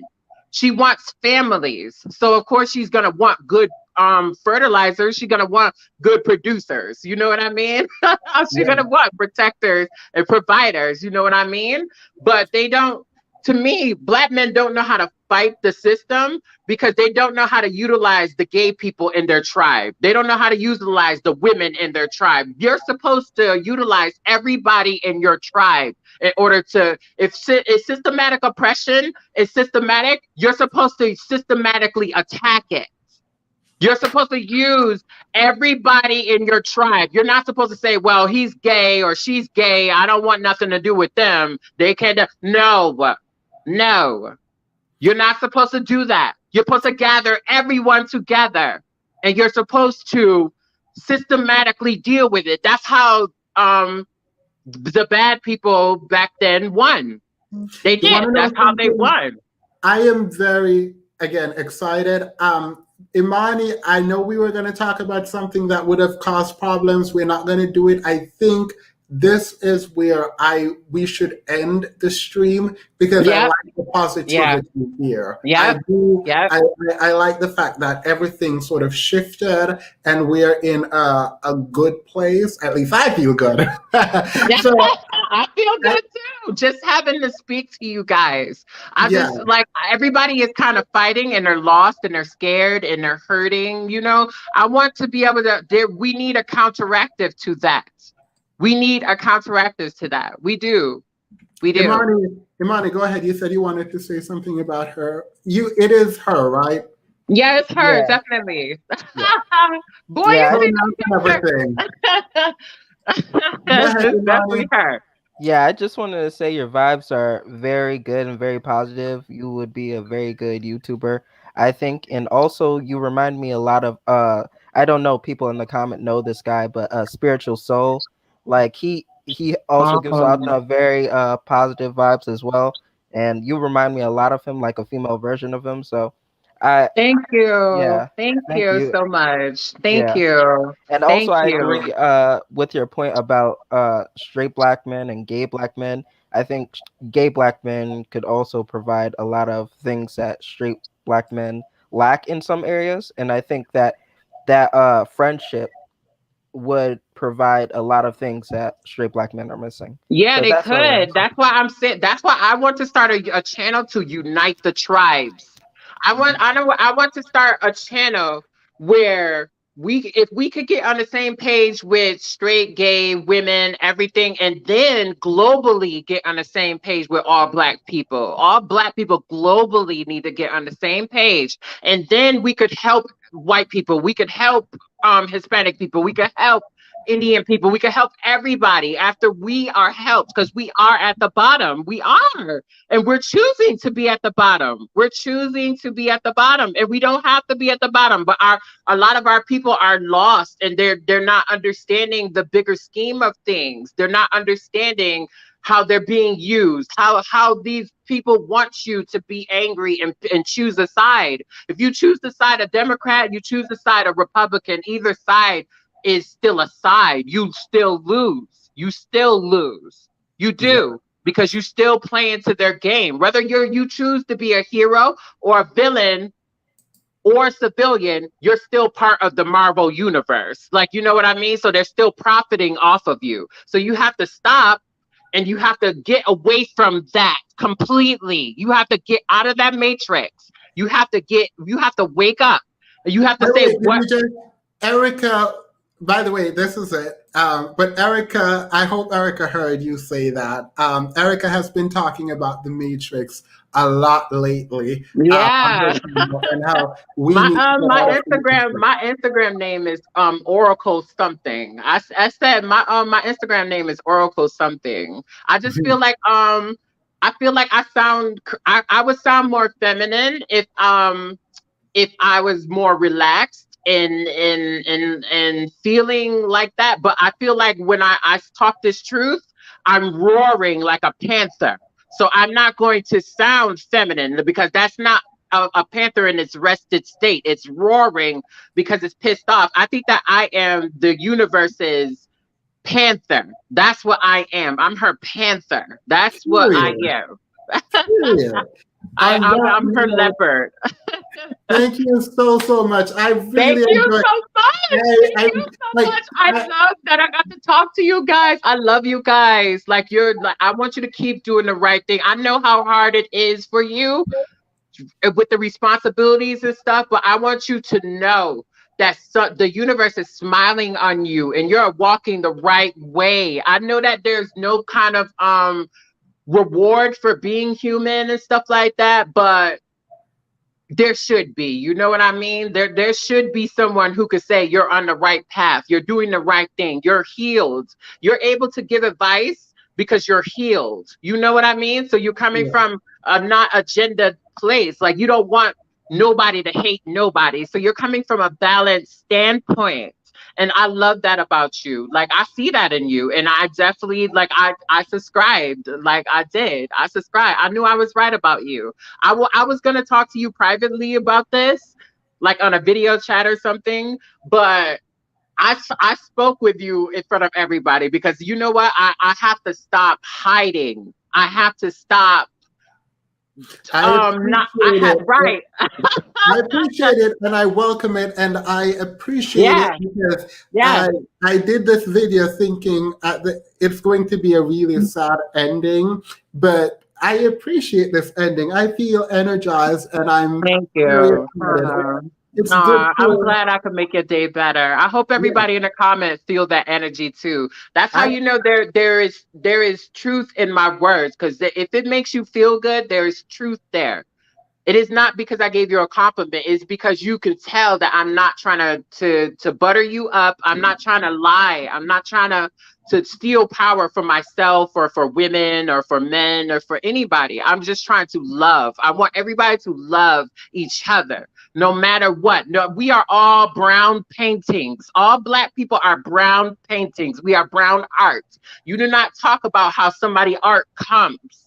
You love their art, no matter how it is. No art is the same. It's all going to be from their perspective. It's all going to be different. It's beautiful in its own way. Every flaw, everything about you. We need to go off of character. That's where we need to go off of. We need not to subscribe to people because of how they're living or how how many girls they're getting or how many guys they're getting, how pretty they are. We need to go off of character. Character is the gold in the soul. That is what we need. We need to concentrate on that as Black people. We need to build our character up. And change our mindset. And that is what we're ending on. Thank you all for being here. I appreciate that. Thank Everyone, you. Have a good day, everybody. I gotta go. Thank you. I love you all. Thank you. I love all of you so much. Thank you so much. Thank this you. was so much better than I expected, and I'm just absolutely encouraged. Everyone backstage, I'm going to end the live completely now. Again, we went an hour and 15 minutes over. You guys will have to hold me accountable next time. But I needed that, and I am so very much encouraged. You guys don't even know. So I do appreciate it. I love a compliment. I love encouragement, and I'm glad I received some of that today. Again, this has been a hard week professionally for good reasons, amazing reasons, but it is only going to get more difficult from here on. And I was trying to stay under the radar, but when God has smiled, when the universe has smiled on you, you can't go under the radar. And yes, I will continue to use that the universe is smiling on me. I absolutely love the idea. So thank you guys so much for being here. And I will end it now. I'm going to read some comments. Great show. I hope everyone has a wonderful weekend. Yes. I'm getting back into tennis. So I've been playing. If you're on Instagram, you will see me playing tennis. I'm going to the tennis court at the condo, and I'm going to start playing again. I started again, I think, yesterday after work. So yeah. Thank you all. I really, really do appreciate you. Oh, Erica said I saw you. Yeah, at least I have one follower on Instagram. Yeah. I'm playing tennis again, and I am not that great. I thought I was good, but I am not that great. So I'm gonna work on my game a little bit. I'm also writing again, which is weird because every single time this happens where I am overwhelmed with every time I'm overwhelmed with work and everything else, that's when I become creative. I don't know why that is, but like my writing, I've been writing so much and I can't wait to put it out there. I was thinking about doing a blog, but it feels more like a short book. So I'm going to hopefully put that out. It won't be my ideas in this way aren't for sale. I usually put it out for free. So like I don't sell these things. My novels I will, that's separate, but I will be posting more on my blog come next week. My mind is going, so that is going to be great. I don't like people paying for things at all. And that's all I have to say. I think the missing thought. Me and my friend go to the park and play tennis. People sleep on how fit you got to be to play. Yeah, no, you got to be. Yeah, yeah. Congrats on your personal achievements. Yeah, honestly, it just happened. And I was actually trying to like hide and just be under the radar, but yeah, I'm excited for this new chapter, but I'm also afraid. Seamus, you should try fencing. I actually have never fenced. A bunch of people at my school when I was younger were, I think at least 3 of my friends in high school fenced. So, all right, that is that on that. Black on black on black. All right, have a wonderful day. Bye, guys. Good night. Any community can do these things. All right, I'm going to end it here. Bye.